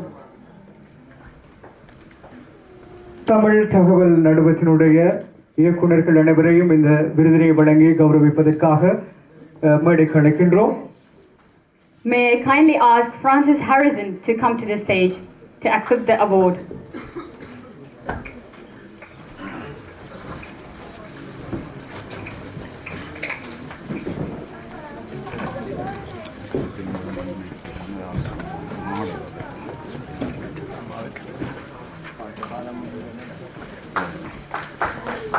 உங்களுடைய கரகோஷத்திற்கு மத்தியிலே இந்த ஆண்டிற்கான முதல் மனித உரிமைகள் விருது இடைவிடாத மற்றும் உறுதியான மனித உரிமை செயல்பாடுகளுக்காக எங்கள் புகழ்பெற்ற விருந்தினரான பிரான்சிஸ் ஹாரிசன் அவர்களுக்கு இந்த விருது வழங்கி இந்த மேடையிலே கௌரவிப்பு இடம்பெற்றுக் கொண்டிருக்கின்றது.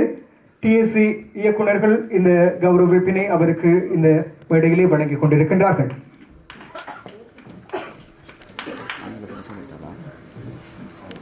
We thank you for the director of the TIC for presenting the award. And can we please ask Frances Harrison to deliver her speech?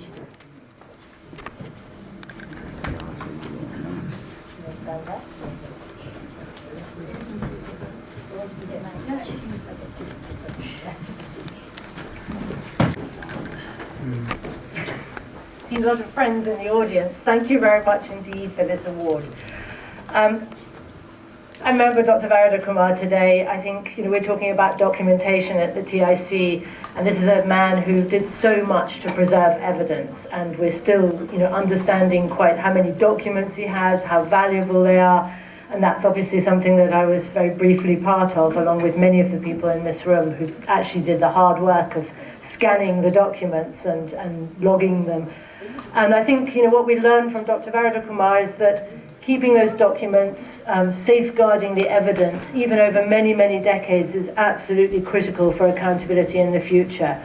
So we're looking now at the documents that he kept, some of the testimony that goes back to the 80s, and it's so beautifully taken and kept and organized that we can actually start to think about building either reports or even potentially cases with some of the information that's there. And if it hadn't been collected at that point contemporaneously, you wouldn't be in a position to be able to do that now. Sorry, should I do something with this?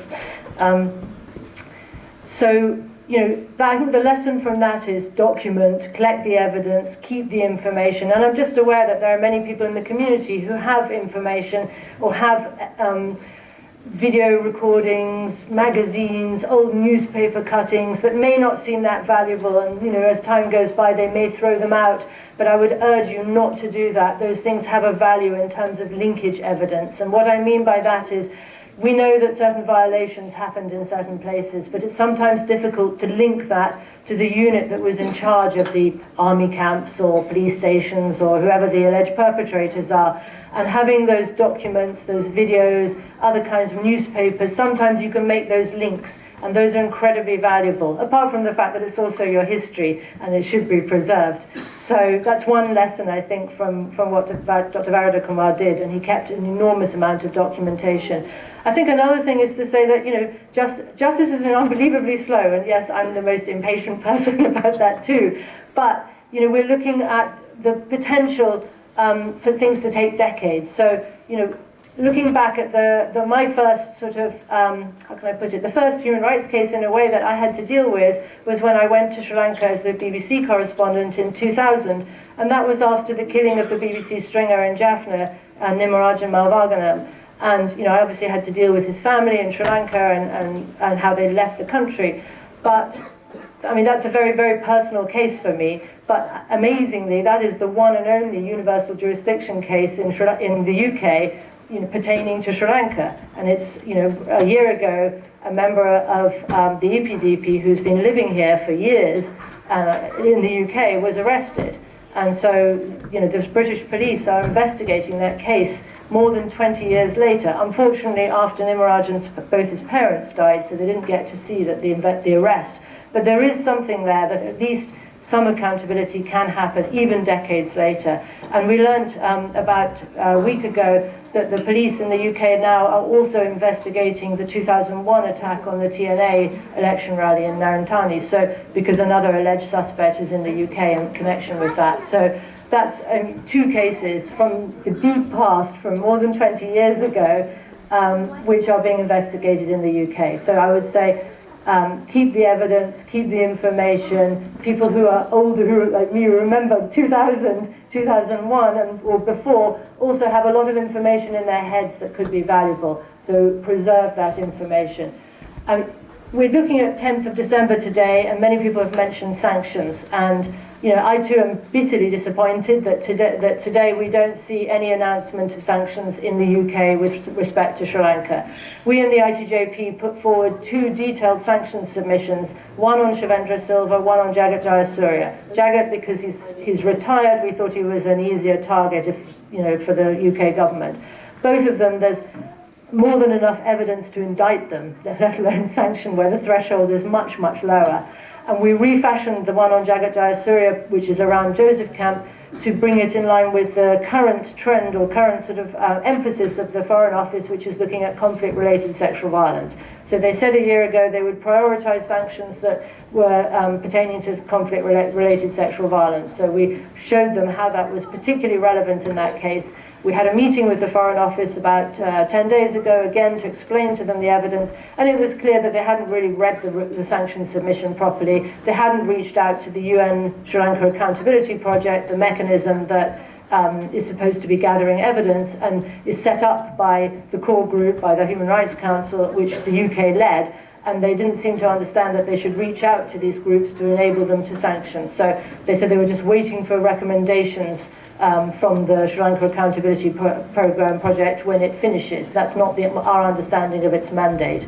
So we find that incredibly problematic that the UK really is not taking seriously the sanctions issue, despite the absolutely extraordinary advocacy by the Tamil community. I mean, Redress, another NGO we've been working with, have said that they've never seen community activism around sanctions quite on the level of the Tamil community, that there have been hundreds of meetings with constituency MPs to push for this, letters written by different MPs from different parties to the Foreign Office, but that message is simply not getting through to the Foreign Office, and I'm slightly stuck about what to do next because I don't know how we get that across. So, yes, the long term, it's a long game. We collect the evidence, hold it, safeguard it, don't throw away old documents, please keep them, and at the same time we need to push the UK government to do a lot more. So that's the message from me. Thank you very much for this award. I think I don't deserve it. There are many people who do the work behind me, but anyway, on their behalf, I accept it. Thank you.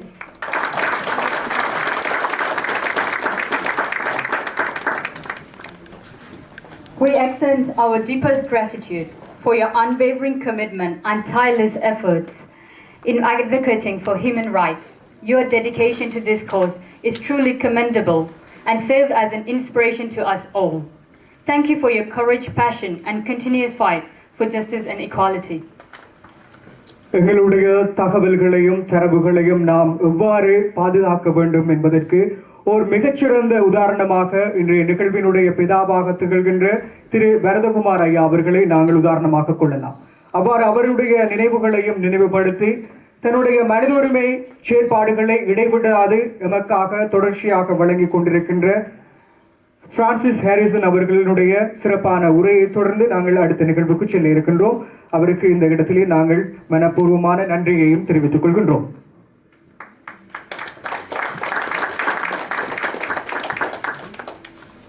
Now we will move on to this year's second Human Rights Award. This year's second Human Rights Award goes to Bashana Abivarthana for his courageous journalism and exceptional service to the Tamil community. Let us invite Midurja Padmanarajan to introduce about Bashana Abivarthana.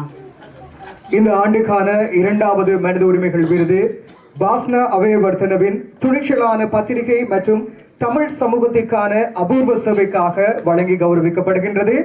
அவருக்கான அறிமுகத்தினை மிதுர்ஜா பத்மநாதன் அவர்கள், டிஏசியினுடைய இயக்குனர் மிதுர்ஜா பத்மநாதன் அவர்கள் அறிமுகம் செய்து வைக்க அவருக்கான இந்த விருது வழங்கி கௌரவிக்கப்பட இருக்கின்றது.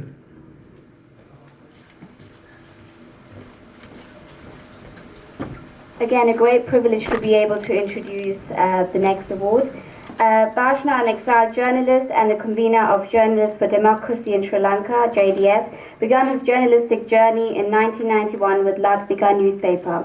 He played a pivotal role as one of the founding editorial members and later as the editor-in-chief of the alternative singular news language weekly Hero newspaper, demonstrating a steadfast commitment to editorial autonomy. In 2003, Bashna organized the Sinhala Tamil Art Festival in Colombo, showcasing his dedication to art cultural harmony. However, his fearless pursuit of truth and human rights through critical newspaper columns led to orchestrated threats and smears by the government-controlled media, forcing him into exile in November 2006. During his time in exile, Bashna's resilience shone brightly as he served as the guest writer at the Heinrich Böll House in Germany and was hosted by German PEN under their Writers in Exile program from 2007 to 2010. His pursuit of academic excellence led to a scholarship for an MPhil in International Peace Studies at Trinity College, Dublin, demonstrating his dedication to understanding and contributing to peace. Bashna continues to be a beacon of truth through his contributions to various online journals and as the coordinator of Journalists for Democracy in Sri Lanka. His role in exposing crimes against humanity and genocide against Tamils in Sri Lanka is commendable, especially his involvement in setting up the Bremen People's Tribunal and testifying against the atrocities committed by the Sri Lankan armed forces. Furthermore, Bashna's collaboration with the TIC in various campaigns and his invaluable contribution to the TIC archiving and digitalizing project underscore his enduring commitment to justice. For his courageous journalism, unyielding efforts to achieve peace, social justice, human rights, and political freedom in Sri Lanka, we are deeply honored to present Rohita Bashna Abeyavardena with the TIC's Human Rights Award 2023. Please join us in celebrating his remarkable achievements and unwavering dedication to this cause. Can we please ask the director of TIC to present the award, and can we kindly ask Bashna Abeyavardena to come to the stage to accept the award? தற்போது அவருக்கான விருது வழங்கி கௌரவிக்கப்பட இருக்கின்றது. டிஐசியினுடைய இயக்குநர்கள் இங்கே அவருக்கான விருதினை வழங்கி இந்த மேடையிலே கௌரவத்தினை வழங்க இருக்கின்றார்கள். இந்த கௌரவத்தினை பெறுகின்றார். இந்த ஆண்டுக்கான இரண்டாவது விருதாக இது வழங்கி கௌரவிக்கப்படுகின்றது. பாஸ்னா அபேவர்தன அவர்களுக்காக இந்த விருது வழங்கி கௌரவிக்கப்படுகின்றது. அவருடைய துணிச்சலான பத்திரிகை மற்றும் தமிழ் சமூகத்திற்கான அபூர்வ சேவைக்காக இந்த விருது வழங்கி இந்த மேடையிலே டிஐசியினுடைய இயக்குநர்கள் அவருக்கு விருது வழங்கி கௌரவிக்கின்றார்கள். அந்த விருதினை வழங்கி அவருக்கான கௌரவத்தை வழங்கி வைத்த டிஐசியினுடைய இயக்குநர்களுக்கு இந்த சந்தர்ப்பத்திலே நன்றியினை தெரிவித்துக் கொள்கின்றோம். தொடர்ந்து பாஸ்னா அபேவர்தனனுடைய ஒரு உரை இங்கே இடம்பெற இருக்கின்றது உங்களுக்காக.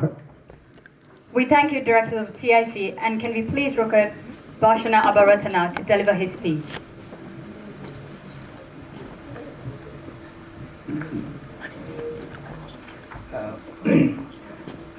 Thank you everyone. Thank you everyone who is involved in TIC, and also thank you Geet for inviting me for this important event. And to save some time, I will just say a few words about what this award means and what these times that we live in means actually. 15 years ago, on a day like this, when the world marked the 60th anniversary of the Universal Declaration of Human Rights, over 400,000 Tamil people were cornered into a rapidly diminishing territory of approximately 380 square kilometers. They were starved, they were shelled and bombed from air, from the sea and land for the next 6 months until they were pushed into a tiny sandy strip of land, which was turned into one of the first killing fields in the 21st century by the Sri Lankan armed forces. The global imperial powers, led by actively backed and prevented Sri Lanka being challenged at that time in any crucial international forum until the campaign of mass slaughter was completed, while tens of thousands of Tamils braved freezing cold weather in Europe and in North America, demanding a ceasefire, occupying public squares, streets and highways, demanding a ceasefire to stop the impending genocidal bloodbath. But their cries were deliberately unheard, and the murderous process culminated in killing over 70,000 Tamil people. The deep meaning of this award for me was given by those men, women and children who epitomized the human will for a dignified and free life, and therefore slaughtered on that blood-soaked beaches in 2009. 14 years later, as we gather here to mark the 75th anniversary of the same Universal Declaration of Human Rights, and to remember all those generations who died decade after decade. Now, another group of people who yearn for a dignified, free life is now cornered to a territory almost similar to the size of last patch of land where Tamil people stood, while being encircled, starved, shelled, and bombed, and slaughtering in tens of thousands. The same imperial powers who let scores of Tamils being physically exterminated by the racist Sri Lankan state 14 years ago, and the essential foundations of their collective life being dismantled, are now actively facilitating the ongoing bloodbath on another tiny patch of sandy land in Gaza. Just like during the winter months 14 years ago, the increasing cry for a ceasefire is now being drowned in the noise of warmongering nations who are turning a blind eye to the unfolding bloodbath in Gaza. Here, hence, as a way of keeping our memory of every single Tamil man, woman, and child who was starved and massacred in Sri Lanka 14 years ago, I dedicate this award to every Palestinian man, woman, and child who are now being slaughtered on those coastal sandy shores of Gaza. Thank you for everyone involved in the TIC, and thank you for working with the TIC to keep the memory of the tireless work of Mr. Varadhakumar. Long live the legacy of Mr.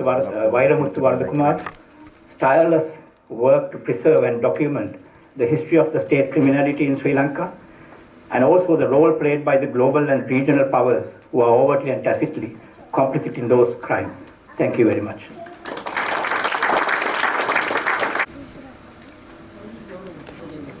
We thank you for your invaluable service and commitment to keeping us informed. Your fearless and impactful journalism dedicating to serving the Tamil community is commendable. அந்த உரையினை நிகழ்த்தி சென்ற பாஸ்னா அபயவர்தன் அவர்களுக்கு இந்த இடத்திலே எங்கள் சார்பில் மனமார்ந்த நன்றிகளை தெரிவித்துக் கொண்டு அடுத்த நிகழ்வுக்கு செல்ல இருக்கின்றோம். We will now move into our next agenda in the list. As most of you are aware, our beloved late Mr. Varadhakumar, who was a founder member and the former executive director of TIC, sadly passed away in March 2021. This is an irreplaceable loss to the Tamil community, and we are still mourning his demise. Given he has dedicated his entire life to the emancipation of the suppressed and was a real inspiration to us all, we are unable to forget him, and we have decided to promote his legacy by holding annual intellectual conferences in his memory.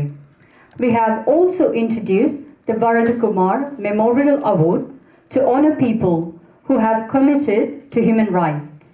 This is awarded to the intellectuals and experts who worked with Mr. Varadhakumar in the past and contributed to the Tamil community.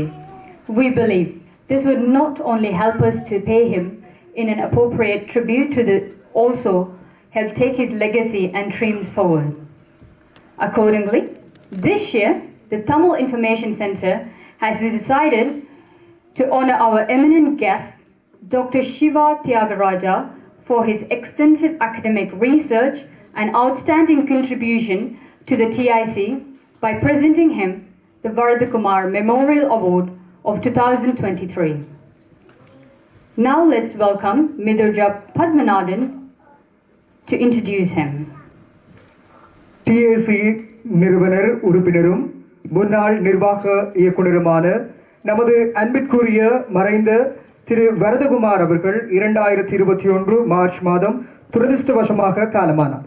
அன்னார் தனது முழு வாழ்க்கையும் ஒடுக்கப்பட்டவர்களின் விடுதலைக்காக அர்ப்பணித்து நம் அனைவருக்கும் உண்மையான உத்வேகமான செயற்பாடுகளை முன்னெடுத்து சென்றவர். அவரை மறக்க முடியாது. மேலும் இவரது நினைவாக ஆண்டுதோறும் அறிவுசார் மாநாடுகளை நடத்தி அவரது பாரம்பரியத்தை மேம்படுத்த முடிவு செய்துள்ளோம். மனித உரிமைகளுக்காக அர்ப்பணிப்புடன் செயல்பட்டவர்களை கௌரவிக்கும் வகையில் வரதகுமார் நினைவு விருதை அறிமுகப்படுத்தியுள்ளோம். திரு வரதகுமாருடன் கடந்த காலத்தில் பணியாற்றிய மற்றும் தமிழ் சமூகத்திற்கு பங்களித்த அறிவுஜீவிகள் மற்றும் நிபுணர்களுக்கு இது வழங்கப்படுகின்றது. இது அவருக்குரிய அஞ்சலி செலுத்த உதவுவது மட்டுமல்லாமல் அவரது மரபுகளை கனவுகளை முன்னோக்கி கொண்டு செல்லவும் உதவும் என்பதை நாங்கள் நம்புகின்றோம். அதன்படி இந்த ஆண்டு தமிழ் தகவல் மையம் நமது புகழ்பெற்ற விருந்தினர் டாக்டர் சிவா தியாகராஜா அவர்களின் விரிவான கல்வி ஆராய்ச்சி மற்றும் தமிழ் தகவல் நடுவத்திற்கு சிறந்த பங்களிப்பிற்காக வரதகுமார் நினைவு விருது 2023 வழங்கி கௌரவிக்க நாங்கள் முடிவு செய்துள்ளோம். அடுத்ததாக மிதுஷா பத்மநாதன் அவர்களை இங்கே அழைக்கின்றேன். அவருக்கான அறிமுகத்தினை வழங்கி அவருக்கான விருதினை தொடர்ச்சியாக வழங்கி வைக்கும் நிகழ்வு இடம்பெறுவதற்கு மிதுஷா பத்மநாதன் அவர்களை அன்போடு அழைத்து நிற்கின்றோம்.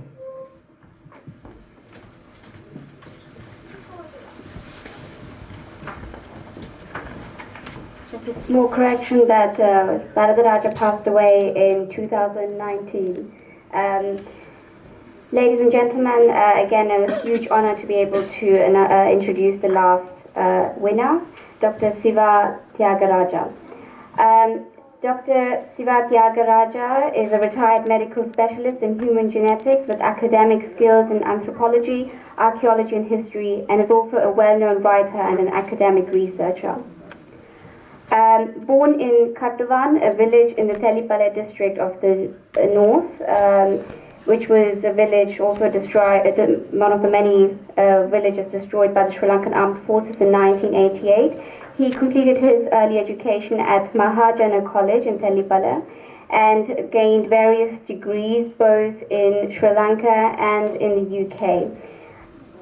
To date, he has published 26 books including Peoples and Cultures of Early Sri Lanka, genetic book on medicine, and a Tamil translation of the epic Gilgamesh, the world's first book ever written in clay tablets 5,000 years ago in the lost Sumerian language and brought to light through 20th century archaeology.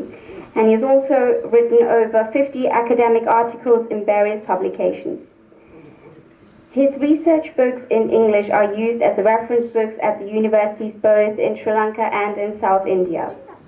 He's currently in the process of publishing his new book, Ancestry of the Tamil-speaking People and the Evolution of the Tamil Language, an anthropological, genetic, archaeological and linguistic research. We're very pleased to present him with the Varadakumar Memorial Award 2023 for his unwavering support and unrelenting guidance to the Tamil community. Now we request directors of the TIC and TCD to present the award, and may I kindly ask Dr. Siva Tyagaraja to come to the stage to accept the award. அடுத்ததாக doctor Siva Thiyagaraja அவர்களுக்கான கௌரவிப்பு இந்த மேடையில் இடம்பெற இருக்கின்றது. இந்த கௌரவிப்பினை வழங்குவதற்காக TAC மற்றும் CCDயினுடைய இயக்குநர்கள் இந்த விருதினை வழங்கி அவரை இந்த மேடையிலே கௌரவித்து வைப்பார்கள்.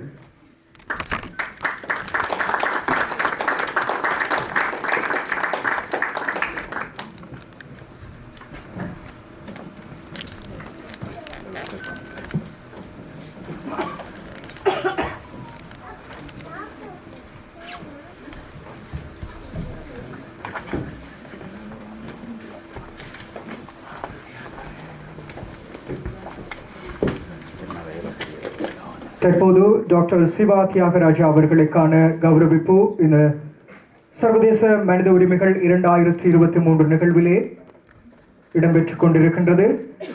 சிறந்த கல்வியலாளர்களை உருவாக்கும் இந்த TAC-னுடைய செயற்திட்டம் சிறந்த கல்வியலாளர்களை எமது சமூகத்திற்கு முன்மாதிரியாக எடுத்துச் செல்லவும் அவர்களுடைய பங்களிப்பை எமது சமூகத்திற்கு தொடர்ச்சியாக வழங்குவதற்கும் ஊக்கமளிக்கும் முகமாக இந்த செயற்திட்டங்கள் ஒவ்வொரு ஆண்டும் சர்வதேச மனித உரிமைகள் தினமாகிய இன்றைய நாளிலே தொடர்ச்சியாக TAC-யினால் இடம்பெற்றுக் கொண்டிருப்பதை நாங்கள் மீண்டும் ஒரு முறை இந்த இடத்திலே ஞாபகப்படுத்திக் கொள்கின்றோம்.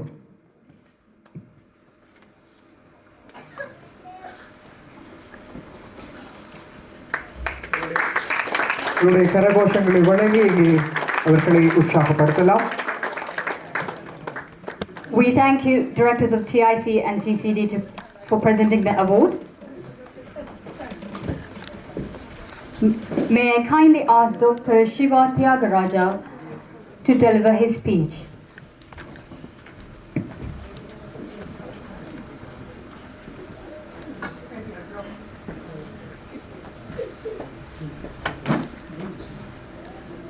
அடுத்ததாக டாக்டர் சிவா தியாகராஜா அவர்களுடைய சிறப்பு உரை இந்த மேடையிலே இடம்பெறும்.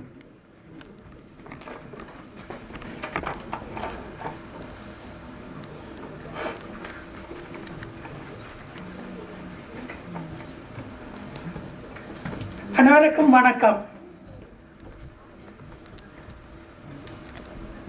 Dear guest speakers, fellow award winners, ladies and gentlemen, I am really glad to receive this Barack Obama Memorial Award on this International Human Rights Day 2023. It would be appropriate to remember say a few words about Mr. Barack Obama, one of the great human rights activists of our time. Several things have been already said about him, but I need to add a few more things. In 1981, he was one of the founders of the Tamil Information Center, which is organizing the event today. Since 1987, he was a coordinator of the Tamil Refugee Action Group, which helped hundreds of Tamil refugees from Sri Lanka who were fleeing from persecution in the country to seek asylum in the UK. In 2004, he founded the Center for Community Development, a charity to help the people to advance their education, relief of sickness, relief of poverty, protection of good health, promotion of peace and conflict resolution, to promote equality of opportunity, and to maintain good relations among the people of different racial groups. As a major branch of this establishment, he developed the Elders Empowerment Program, which has now grown into a major institution with more than 160 registered members. In 2010, he established the History and Heritage Unit as a branch of the TAC. It was at that time I got involved with this project and has been its coordinator for several years. Over these years, this History and Heritage Unit has published 4 major research books. In 2011, we published a major research book called Peoples and Cultures of Early Sri Lanka. This book was launched at SOAS, University of London, in 2011. This was followed by Punitha Yatra, a book which narrated the events of 500,000 Tamil men, women and children who were forced to flee their homes in Jaffna within 40 hours on October 10, 1995, ahead of a major military offensive. In 2017, we published a research book by Professor Sadasivam of the University of Ceylon and University of California named Proto-Sumero-Dravidian, dealing with the common origin of Sumerian and Dravidian languages.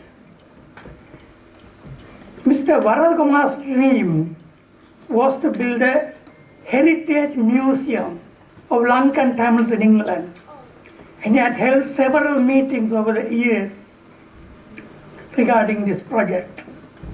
In May 1919, he wanted to organize a 2-day exhibition on the 10th anniversary of the end of the civil war in Sri Lanka, and to coincide with it, he requested me to write a small booklet about the cultural heritage and history of the Tamils of Sri Lanka.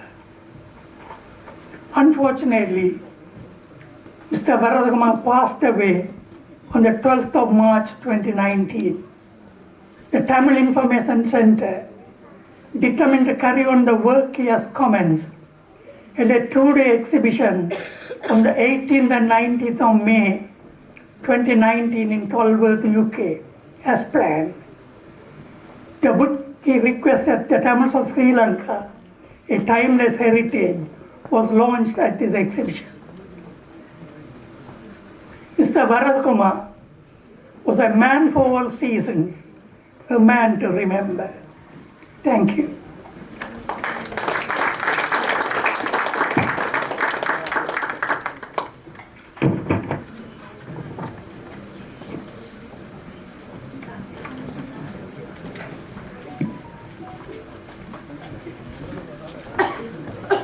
அந்த உரையினை நிகழ்த்தி சென்ற doctor Siva அவர்களுக்கு இந்த சந்தர்ப்பத்திலே நாங்கள் நன்றியினை தெரிவித்துக் கொள்கின்றோம். நாங்கள் தொடர்ச்சியாக அடுத்த நிகழ்வுகளுக்கு செல்ல இருக்கின்றோம். நீங்கள் அவளோடு எதிர்பார்த்து கொண்டிருக்கின்ற மெய்வேலி குழுவினருடைய நாடகம் தொடர்ச்சியாக இடம்பெற இருக்கின்றது. அதற்கான தயார்படுத்தலில் அவர்கள் ஈடுபட்டுக் கொண்டிருக்கின்றார்கள். அதற்கிடையில் நாங்கள் இன்னும் ஒரு நிகழ்வுக்கு செல்லலாம். Thank you, Dr. Shiva Thagaraja, for your kindly accepting our invitation and for your enlightening speech. It's indeed a great pleasure to have you all today, and we look forward to receiving your advice and guidance in the future. I Am Buried theatre play by Mayveli theatre artists will be presenting soon, but they're having some delay. So due to that, we'll be moving into our next item on the agenda. இந்நிகழ்வுகள் DIC காப்பக குழுவின் துடிப்பான பணி இல்லாமல் எங்களது வரலாறு மற்றும் பாரம்பரிய காப்பக முயற்சி சாத்தியமாகாது என்பதை மகிழ்ச்சியுடன் தெரிவித்துக் கொள்கின்றோம். மறக்க முடியாத இந்த டிஐசியினுடைய செயற்பாடுகளில் இன்றும் தூண்களாக செயற்படுகின்ற செயற்பாட்டாளர்களுக்கான கௌரவிப்பை வழங்குவதற்காக நாங்கள் காத்திருக்கின்றோம். அந்த வகையில் இந்த கௌரவிப்பினை பெறுவதற்காக நாம் அன்போடு அழைப்பது எங்கள் காப்பக திட்டங்களில் முக்கிய தூண்களில் ஒருவராக திகழ்ந்து கொண்டிருக்கின்ற கடந்த 3 தசாப்த கால பங்களிப்பு குறிப்பிடத்தக்கது. அவர் தனது கணவருடன் இணைந்து தமிழர் வரலாற்றை பாதுகாக்க தொடர்ந்தும் உதவி கொண்டே இருக்கின்றார். இந்த மறக்க முடியாத நினைவு சின்னத்தை ஏற்றுக்கொள்ளுமாறு அன்போடு நாம் அழைத்து நிற்பது திருமதி ஷைலா விஷாகன் அவர்களை அன்போடு அழைக்கின்றோம் இந்த கௌரவிப்பினை பெற்றுக் கொள்வதற்காக. We would like to invite one of our archiving project's main pillars. Her 3-decade contribution has been remarkable. She consistently and continuously helps to the preservation of Tamil history alongside her husband. We cordially invite her and her husband, Mr. Visahan, to accept this memorable trophy.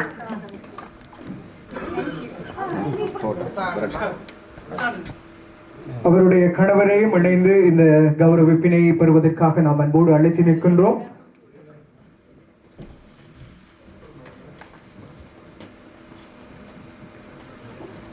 எங்களுடைய பல்வேறு செயற்பாடுகளில் தன்னை முழுமையாக அர்ப்பணித்து எப்போதும் எங்களுக்கு இந்த செயற்பாடுகளிலே துணையாகவும் உற்சாகமூட்டும் ஒரு நபராகவும் திருமதி ஷைலா விசாகன் அவர்கள் எப்போதும் திகழ்ந்து கொண்டிருக்கின்றார் என்பதில் நாம் அனைவரும் அறிந்த உண்மை. எந்த ஒரு செயற்பாடாக இருந்தாலும் அவர் முன்மாதிரியாக நின்று எங்களோடு ஒருவராக பங்களிப்பு செய்யக்கூடிய ஒருவர். அவருக்கு இந்த இடத்திலே நாங்கள் இந்த மிக பெரும் கௌரவத்தை வழங்குவதையிட்டு நாம் அனைவரும் மகிழ்ச்சி அடைகின்றோம்.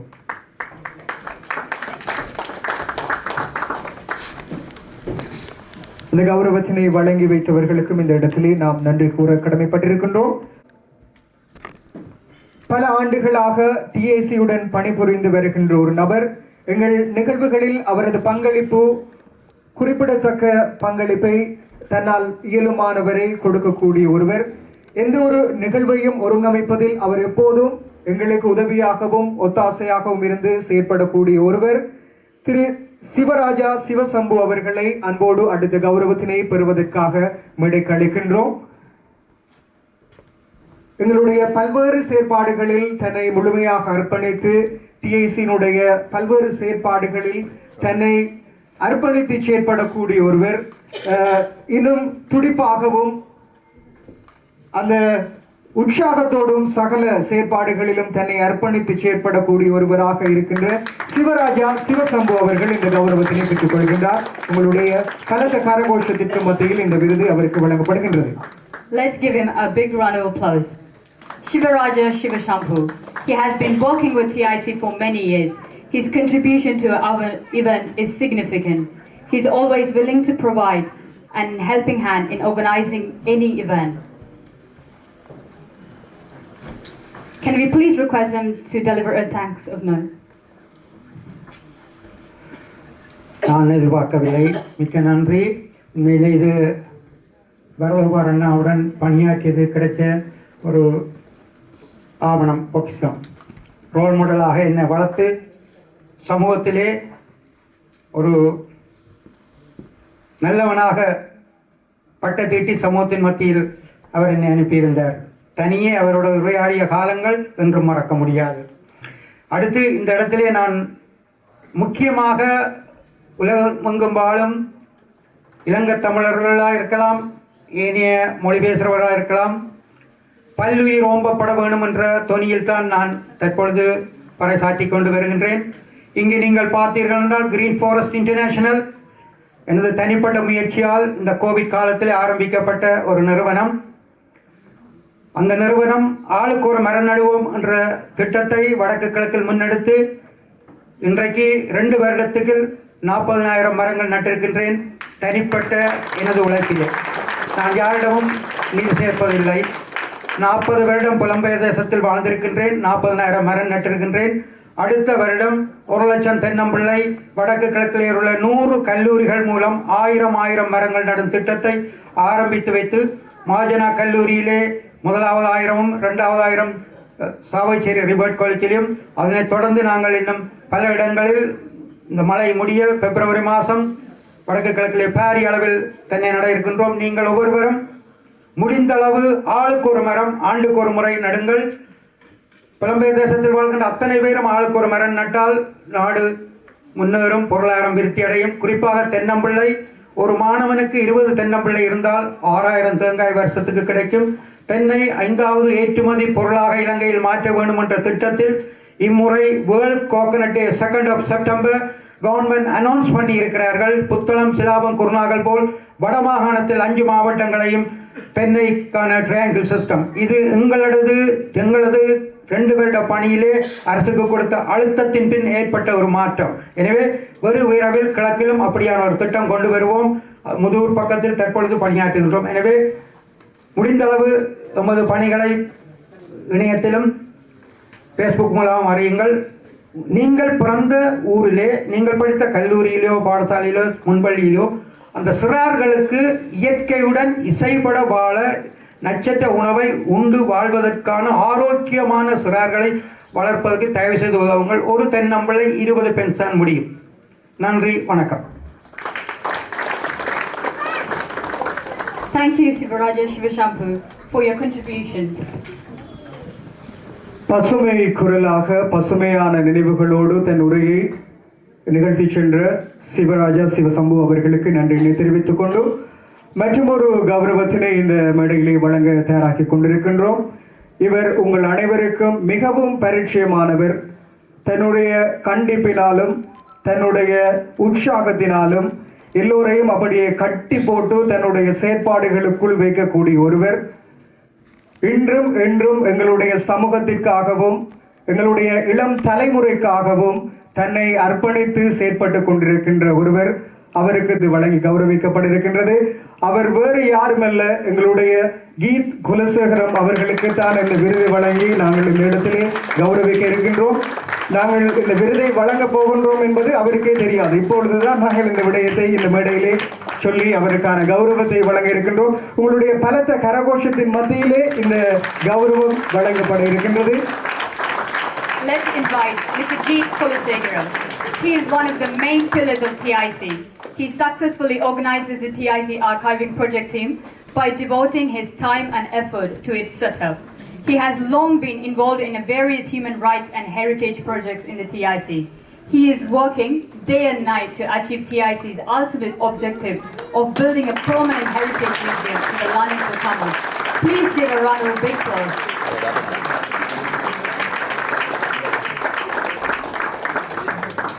இந்த கௌரவத்தினை வழங்கி வைத்த அனைவருக்கும் இந்த சந்தர்ப்பத்திலே நன்றியினை தெரிவித்துக் கொள்கின்றோம். மற்றும் ஒரு கௌரவிப்பு நிகழ்வு. இந்த கௌரவத்தினை பெறுபவர் உங்களுக்கு தெரியும், அந்த வயதுக்கும் செயற்பாடுகளுக்கும் தொடர்பில்லை என்று சொல்வார்கள். எவ்வளவுதான் வயசு என்றாலும் அவர்களுடைய இளமை அப்படியே இருக்கின்றது. இப்பொழுது கூட இந்த எத்தனை கேமராக்கள் இருந்தாலும் தன்னுடைய தொலைபேசியிலே எல்லோரையும் புகைப்படம் எடுத்துக் கொண்டிருக்கின்ற ஒரு நபர், எப்போதும் துடிப்பாகவும் எங்களுடைய செயற்பாடுகளில் அர்ப்பணிப்பாகவும் செயற்பட்டுக் கொண்டிருக்கின்ற ஒருவர் திருமதி ஷர்வா குமாரராஜா அவர்களை அன்போடு மேடை கலைக்கின்றோம் அடுத்த கௌரவத்தினை பெறுவதற்காக. Now we invite Sharva Kumar Raja to accept our token of appreciation. She is one of our strong pillar in TIC, a kind and loving soul. Thank you.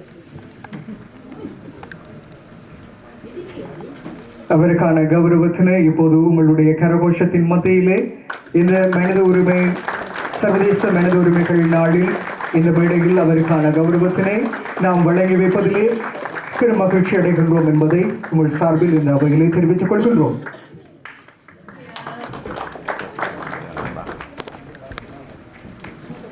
Now we will move into the next person. It's Midurja Padmanathan. Can we please request Midurja Padmanathan to receive her? மற்றும் ஒரு கௌரவத்தினை வழங்குவதற்காக இருக்கின்றோம். அந்த கௌரவத்தினை பெறுகின்றார் மிதுர்ஜா பத்மநாதன் அவர்கள். அந்த கௌரவத்தினை பெறுகின்றார். டிஏசியினுடைய செயற்பாடுகளில் தன்னை முழுமையாக அர்ப்பணித்து தன்னுடைய முழுமூச்சான செயற்பாடுகளை என்றும் எமதுக்காகவும் எமது இளம் தலைமுறையினருக்காகவும் தொடர்ச்சியாக வழங்கிக் கொண்டிருக்கின்ற மிதுஜா பத்மநாதன் அவர்களை இந்த இடத்திலே நாங்கள் கௌரவிப்பதில் பெரும் மகிழ்ச்சி அடைகின்றோம். அவருக்கான கௌரவம் உங்களுடைய கரகோஷத்தின் மத்தியிலே இப்போது வழங்கப்பட இருக்கின்றது. Please give a big round of applause.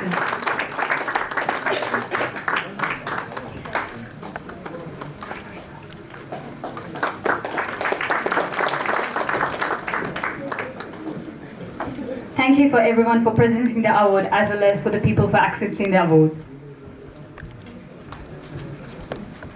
Now we will be taking a short 5-minute break.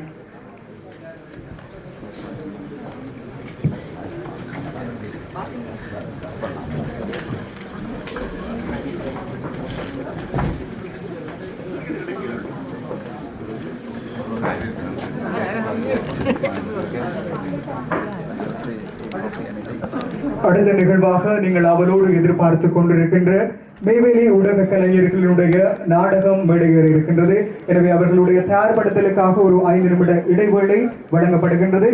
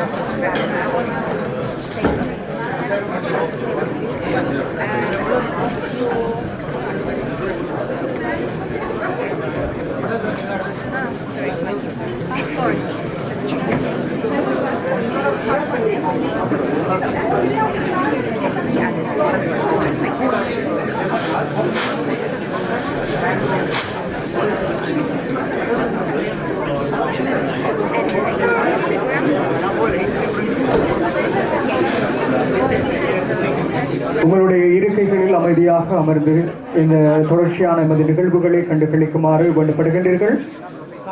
தொடர்ச்சியாக இன்னும் பல நிகழ்வுகள் இந்த மேடையிலே இடம்பெற இருக்கின்றது. இப்பொழுது நாடக குழுவினுடைய நாடக அரங்கேற்றத்திற்கான ஏற்பாடுகள் இடம்பெறுவதனால் அவர்களுடைய ஏற்பாடு இடம்பெற்ற பிற்பாடு அந்த நிகழ்வுகள் தொடர்ச்சியாக இடம்பெறும். எனவே அமைதியாக உங்களுடைய இருக்கைகளில் அமர்ந்திருக்குமாறு கேட்டுக்கொள்கின்றோம்.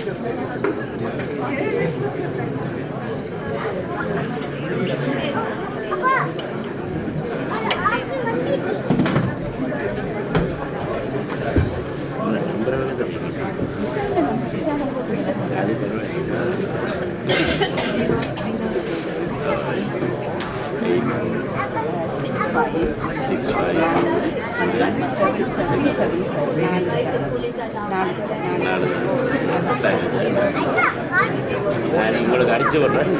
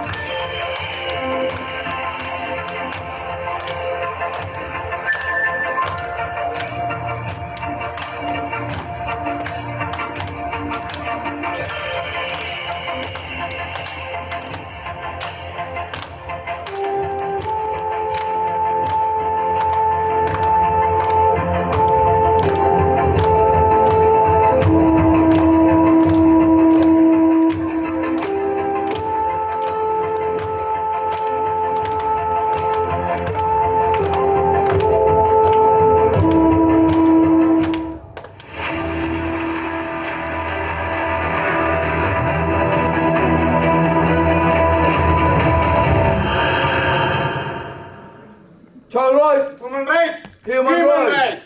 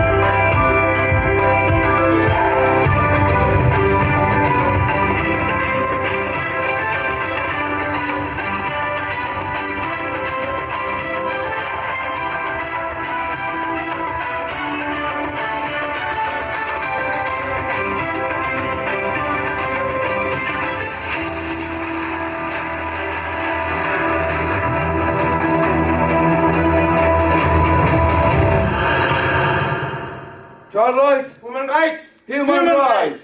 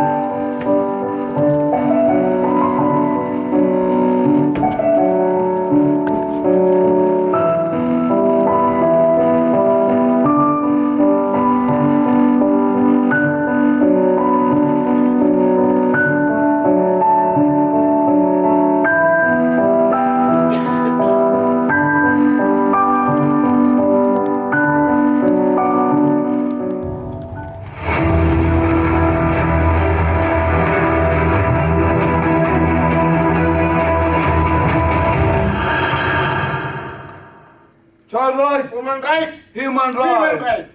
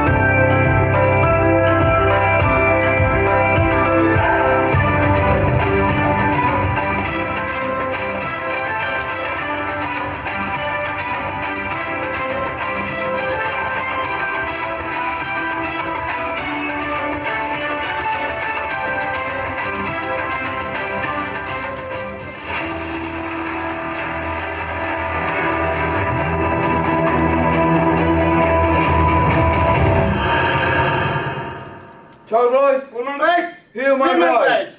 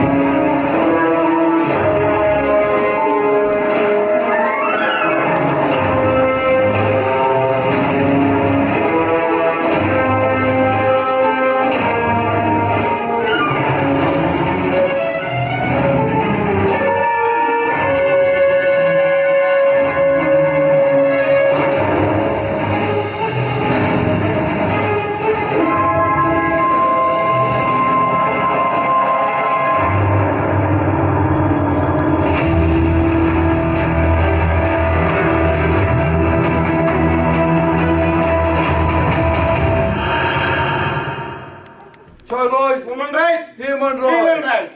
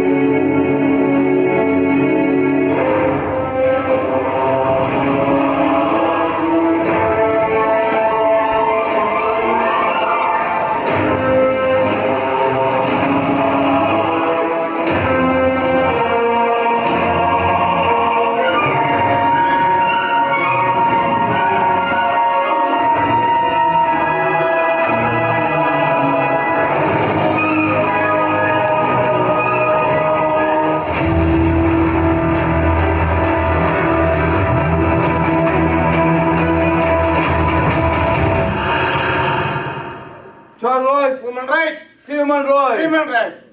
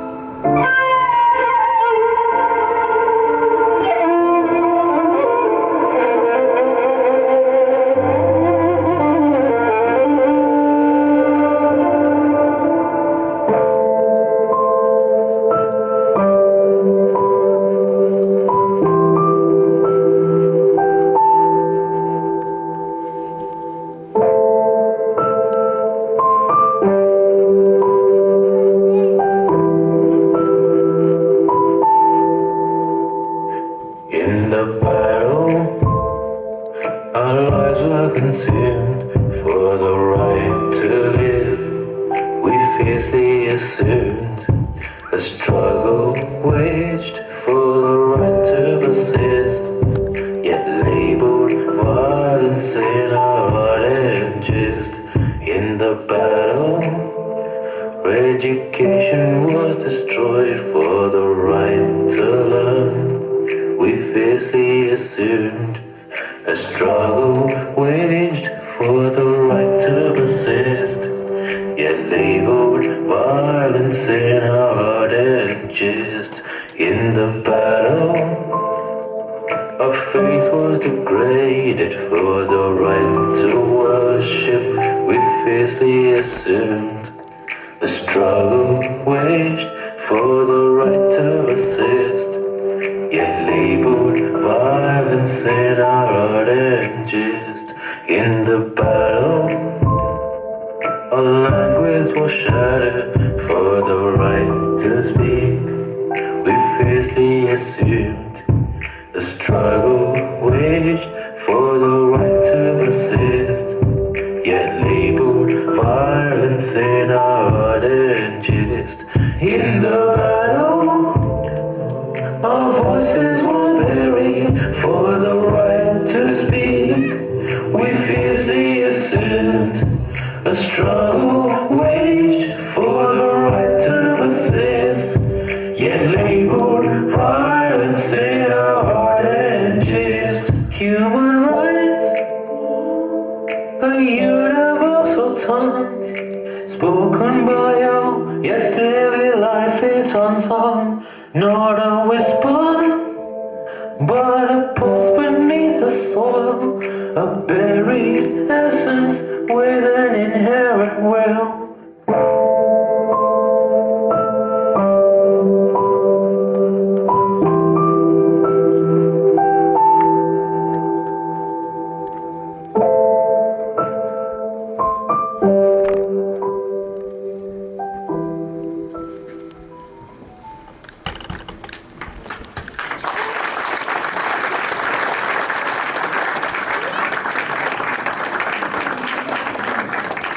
குழந்தையின் சிரிப்பில் இனம், மதம், மொழி கடந்து ஓர் தூய அன்பினை நாம் காண முடியும்.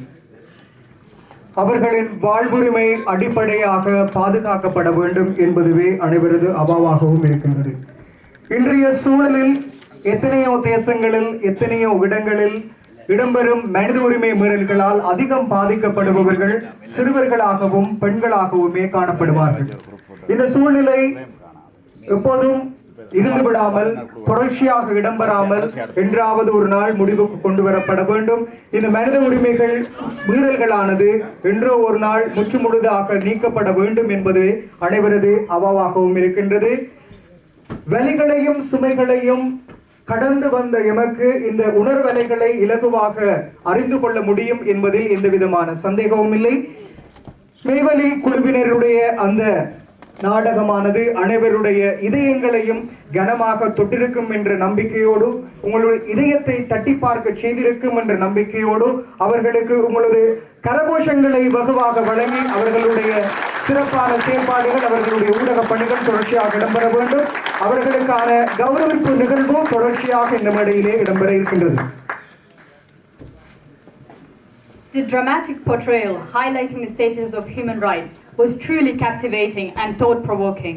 Your performance skillfully conveyed the importance of this critical issue. Thank you for using your talent to shed light on human rights, inspiring awareness and empathy.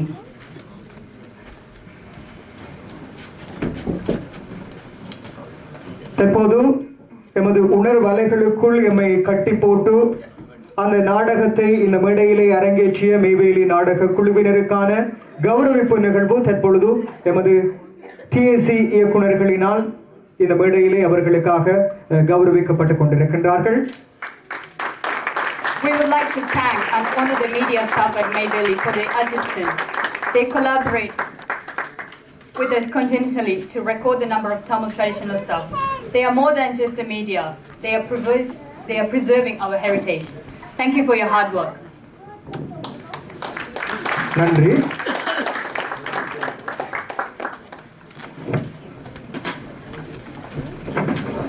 தொடர்ச்சியாக எமது அடுத்த நிகழ்வானது அதிர்ஷ்ட லாப சீட்டெழுப்பு நிகழ்வு இடம்பெற இருக்கின்றது.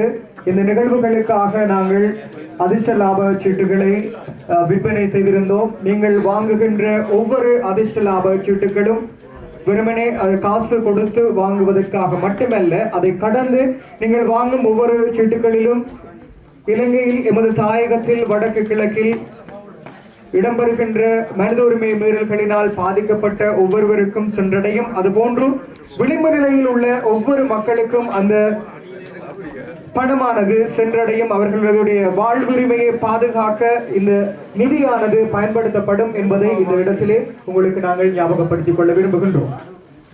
Next we have the eagerly awaited raffle prize draw. The raffle raises the money for the work we do at TIC. With every ticket you buy, not only do you have the great chance of winning, but you also support TIC in promoting and protecting human rights of the marginalized and oppressed people and communities in Ilangai, particularly the Northeast Tamil homeland and upcountry. In order to start the draw, I call upon Mrs. Sharva Lokeshwari Kumar Raja and a dedicated senior volunteer of the TIC to draw the raffle. Can we also ask 2 children to come to the stage to pick the raffles, please? வழமை போன்று எங்களுடைய இந்த அதிர்ஷ்ட லாப சீட்டெழுப்பினை ஷர்வாண்டி அவர்கள் அங்கே முன்னின்று செயற்படுத்திக் கொண்டிருக்கின்றார். ஒவ்வொரு வருடமும் அவருடைய கண்காணிப்பில் இந்த ட்ரபிள் ரோ டிக்கெட் ஆனது இடம்பெற்றுக் கொண்டிருக்கின்றது.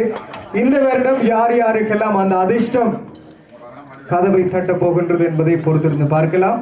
பலர் எதிர்பார்த்து கொண்டிருக்கின்றார்கள், எனக்குத்தான் என்று பொறுத்திருந்து பார்க்கலாம். யார் அந்த அதிர்ஷ்டசாலிகள் என்று இந்த அதிர்ஷ்ட லாப சீட்டெழுப்பை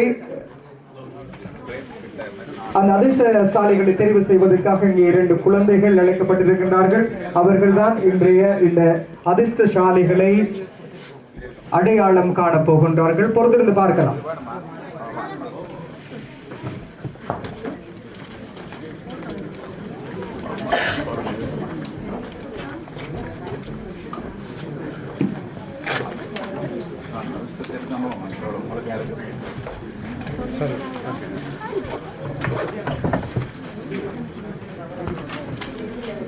சரி, நான் இருக்க 1 மினிட் வெளியில் போய்க்கிறேன்.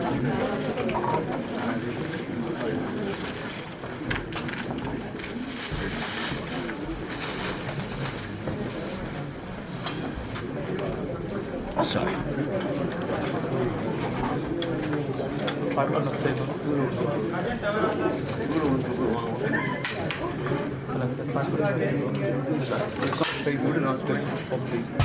Oh yeah.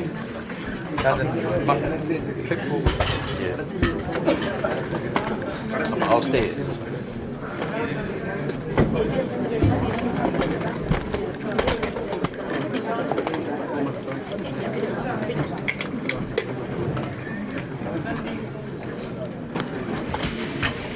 We have 6 prizes for the winners.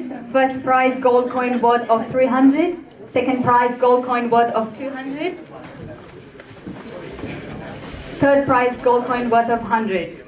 Also consolation prize, first consolation prize, gift voucher worth of 50.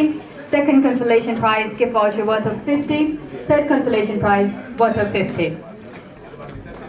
இந்த அதிர்ஷ்ட லாப சீட்டிலே உங்களுக்காக 6 பரிசுகள் வழங்கப்பட இருக்கின்றது.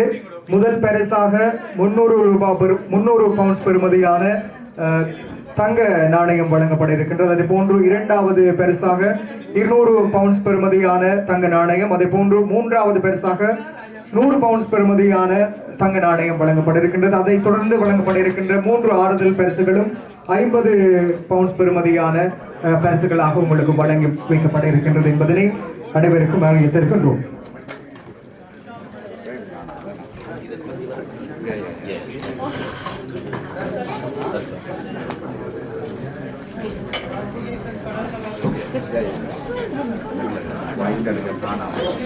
இதனைத் தொடர்ந்து இந்த நிகழ்விலே சிறப்பாக செயற்பட்ட எங்களுடைய தொண்டர்களுக்கான சான்றிதழ்கள் வழங்குகின்ற நிகழ்வு இடம்பெற இருக்கின்றது. எனவே உங்களுக்கு ஏற்கனவே குறிப்பிட்ட இலக்கங்களின் அடிப்படையில் தயார் நிலையில் இருக்குமாறு தயவாக வேண்டிக் கொள்கின்றோம்.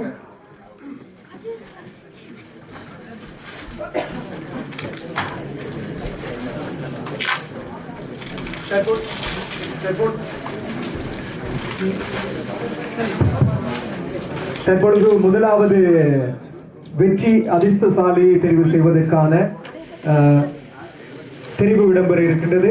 அந்த அதிர்ஷ்டசாலி யார் என்று பார்க்க இருக்கின்றோம். இப்பொழுது இந்த சிறுவன் அந்த அதிர்ஷ்டசாலியை தெரிவு செய்ய போகின்றார். பொறுத்திருந்து பார்ப்போம்.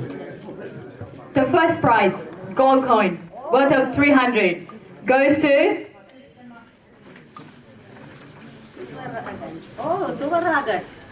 முதலாவது அதிர்ஷ்டசாலியாக துவாரகன் தெரிவு செய்யப்பட்டிருக்கிறார். கே துவாரகன்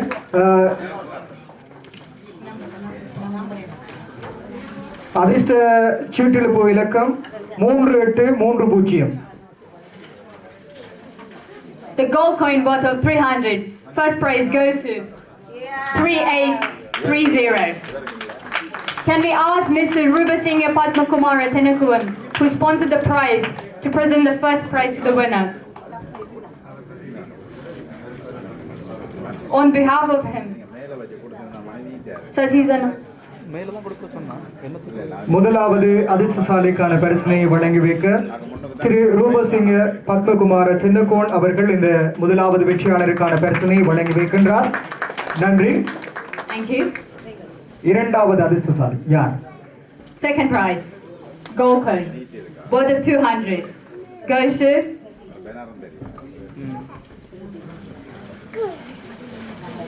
இரண்டாவது அதிர்ஷ்டசாலியாக தெரிவு செய்யப்பட்டிருக்கின்றார் பிரதீஷ். சீட்டிழப்பு இலக்கம் 0682. 0682. Second prize, gold coin, worth of 200. 0682. Anybody?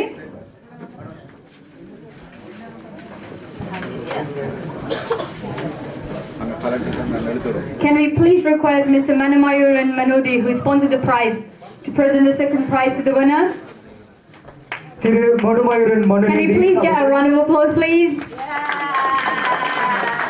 இரண்டாவது வெற்றியாளருக்கான பரிசினை வழங்கி வைப்பார்.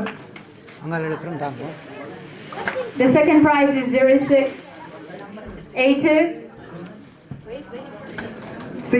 0682.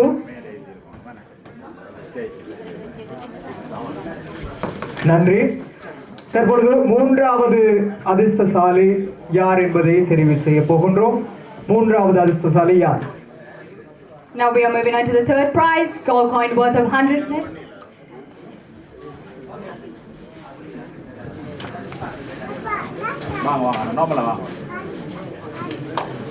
மூன்றாவது அதிர்ஷ்டசாலி பெற்றிருக்கின்ற அதிர்ஷ்டதாப சீட்டிழப்பு இலக்கம் 0647. 0647 என்ற இலக்கத்தை கொண்ட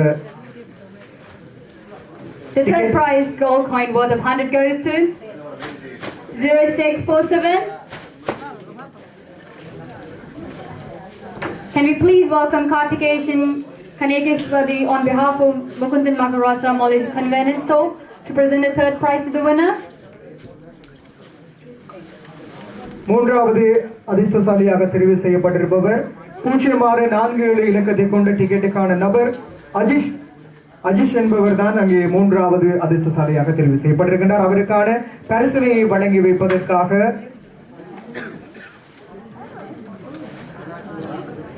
திரு கார்த்திகேசன் கனக சபாபதி அவர்களை அன்போடு அழைக்கின்றோம். மூன்றாவது நபருக்கான அந்த பரிசினை வழங்கி வைப்பதற்காக நன்றி. நன்றி. தொடர்ச்சியாக அடுத்த 3 ஆறுதல் பரிசுகள் வழங்கி வைக்கப்பட இருக்கின்றது. இப்பொழுது அந்த ஆறுதல் பரிசுகளுக்கான வெற்றியாளர்களை தெரிவு செய்யும். Now we will move into the consolation prizes. The first prize, gift voucher worth of 50, goes to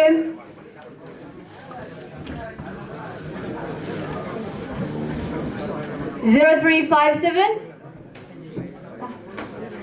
பகலவன் அடுத்த ஆறுதல் பரிசுக்கான வெற்றியாளராக சீட்டிழப்பு இலக்கம் 0357 ஆக தெரிவு செய்யப்பட்டிருக்கின்றது.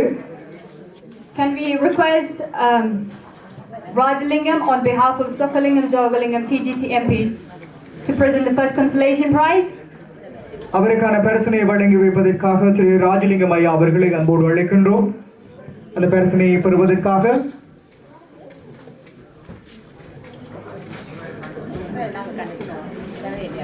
sorry, they're not available. The second consolation prize,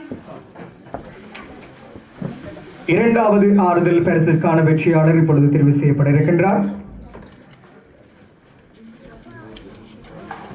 the second consolation prize goes to மயு டி மயு அங்கே தெரிவு செய்யப்பட்டிருக்கின்றார். சீட்டிலிப்பு இலக்கம் 1962 1962 T Mayu.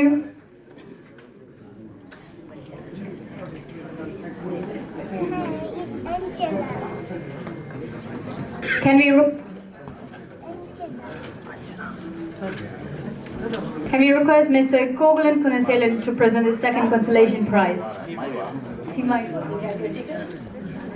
Can we request Mr. Kogulan Kunaselan to present the second consolation prize?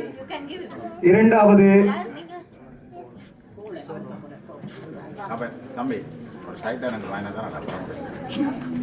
இரண்டாவது ஆறுதல் பரிசினை பெறுகின்றார். டி மயு அவர்கள் அவருக்கான பரிசினை வழங்கி வைக்கின்றார். திரு கோகுலன் குணசீலன் அவர்கள் இரண்டாவது ஆறுதல் பரிசினை வழங்கி வைக்கின்றார். தற்பொழுது மூன்றாவதும் இறுதியுமான அதிர்ஷ்டக்காரர் யார் என்பதை தெரிவு செய்வதற்கான இப்பொழுது இடம்பெற இருக்கின்றது. Now we move to the last consolation prize. Third consolation prize goes to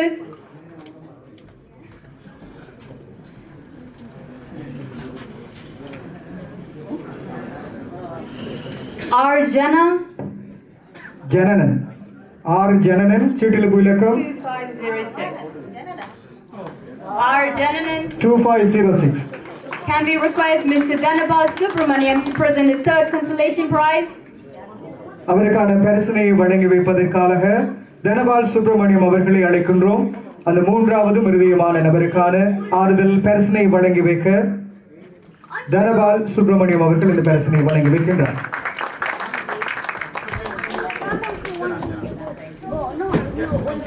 இத்துடன் எமது அதிர்ஷ்ட லாப சுற்றிலுப்புக்கான அனைத்து வெற்றியாளர்களும் தெரிவு செய்யப்பட்டிருக்கின்றார்கள். எனவே எங்களுக்காக இந்த அதிர்ஷ்ட லாப சீட்டுகளை வாங்கி எங்களுடைய நிகழ்வுக்காக உதவி கரம் நீட்டிய அத்தனை நல்லுள்ளங்களுக்கும் இந்த சந்தர்ப்பத்திலே எமது அமைப்பின் சார்பில் மனமார்ந்த நன்றிகளை தெரிவித்துக் கொள்கின்றோம். Thank you for everyone for buying the tickets as well as presenting the awards. Thank you everyone.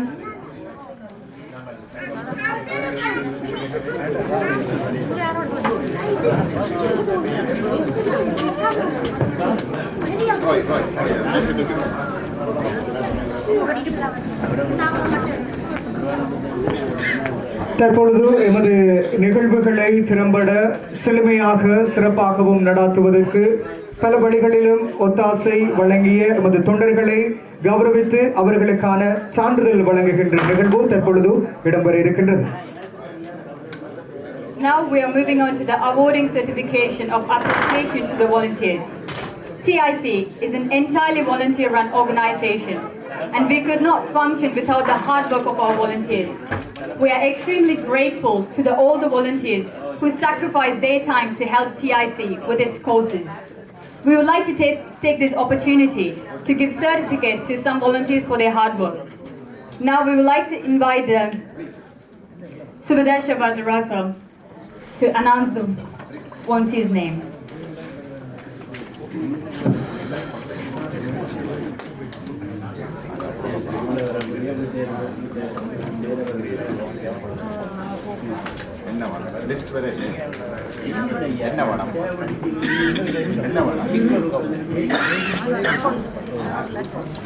Now we would like to invite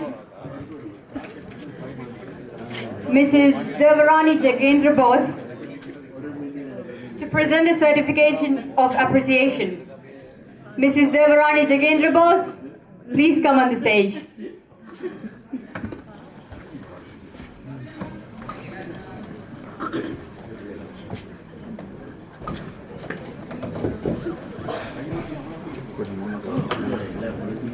Mr. Roy Jackson Jesdasan.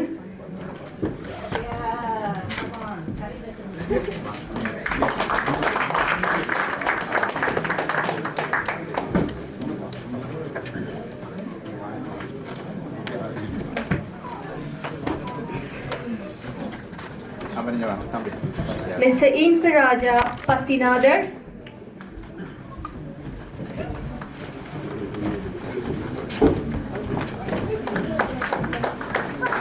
Mr. Kajan Tavarasa, Mrs. Sangha Jayasinghe, Mr. Abindan Subramaniam, Mr. Rajasekhar Ramakrishnan,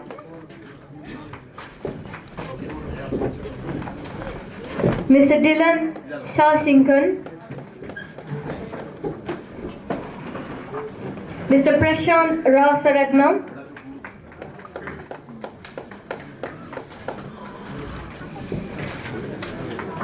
Ms. Vasanthi Aravindan,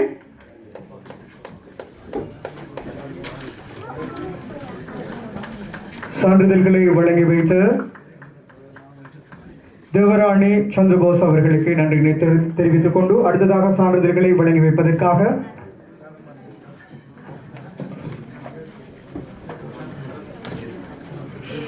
ராணி கனகசுந்தரம் அவர்களை அன்போடு அழைக்கின்றோம். அடுத்த சான்றிதழ்களை தொடர்ச்சியாக வழங்கி வைப்பதற்காக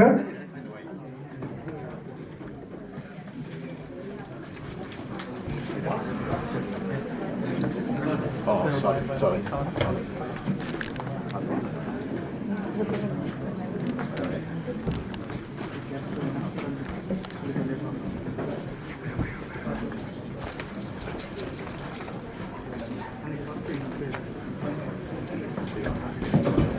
Ms. Vaishnavi Aravindan,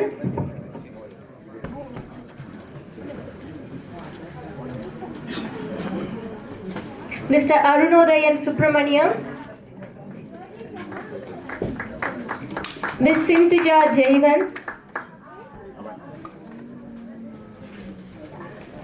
Mr. Janardhan Ishwaran, Mr. Abhishan Anton Christian Yogadas,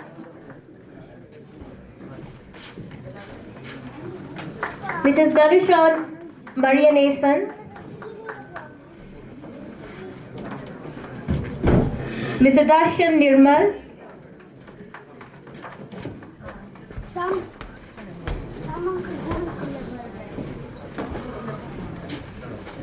Mr. Karthikesan Kanaka Sabhabadi, Mr. Ebenezer Ganeshalingam,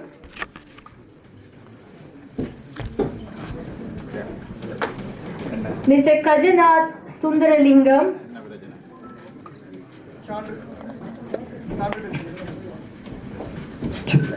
சான்றிதழ்களை வழங்கி வைத்த ராணி கனகசுந்தரம் அவர்களுக்கு நன்றி தெரிவித்துக் கொண்டு தொடர்ச்சியாக சான்றிதழை வழங்குவதற்காக வித்யா திவாகரன் அவர்களை அன்போடு அழைக்கின்றோம். தொடர்ச்சியாக சான்றிதழ்களை பெறுவதற்காக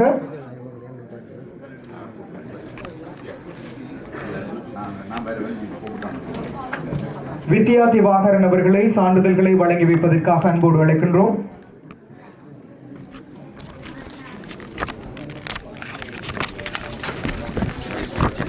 அதனைத் தொடர்ந்து சான்றிதழ்களை வழங்கி வைப்பதற்காக மஞ்சுள குகநேசன் அவர்களை அன்போடு அழைத்து நிற்கின்றோம். தொடர்ச்சியாக இவர்களுக்கான சான்றிதழ் வழங்கி வைக்கப்பட இருக்கின்றது.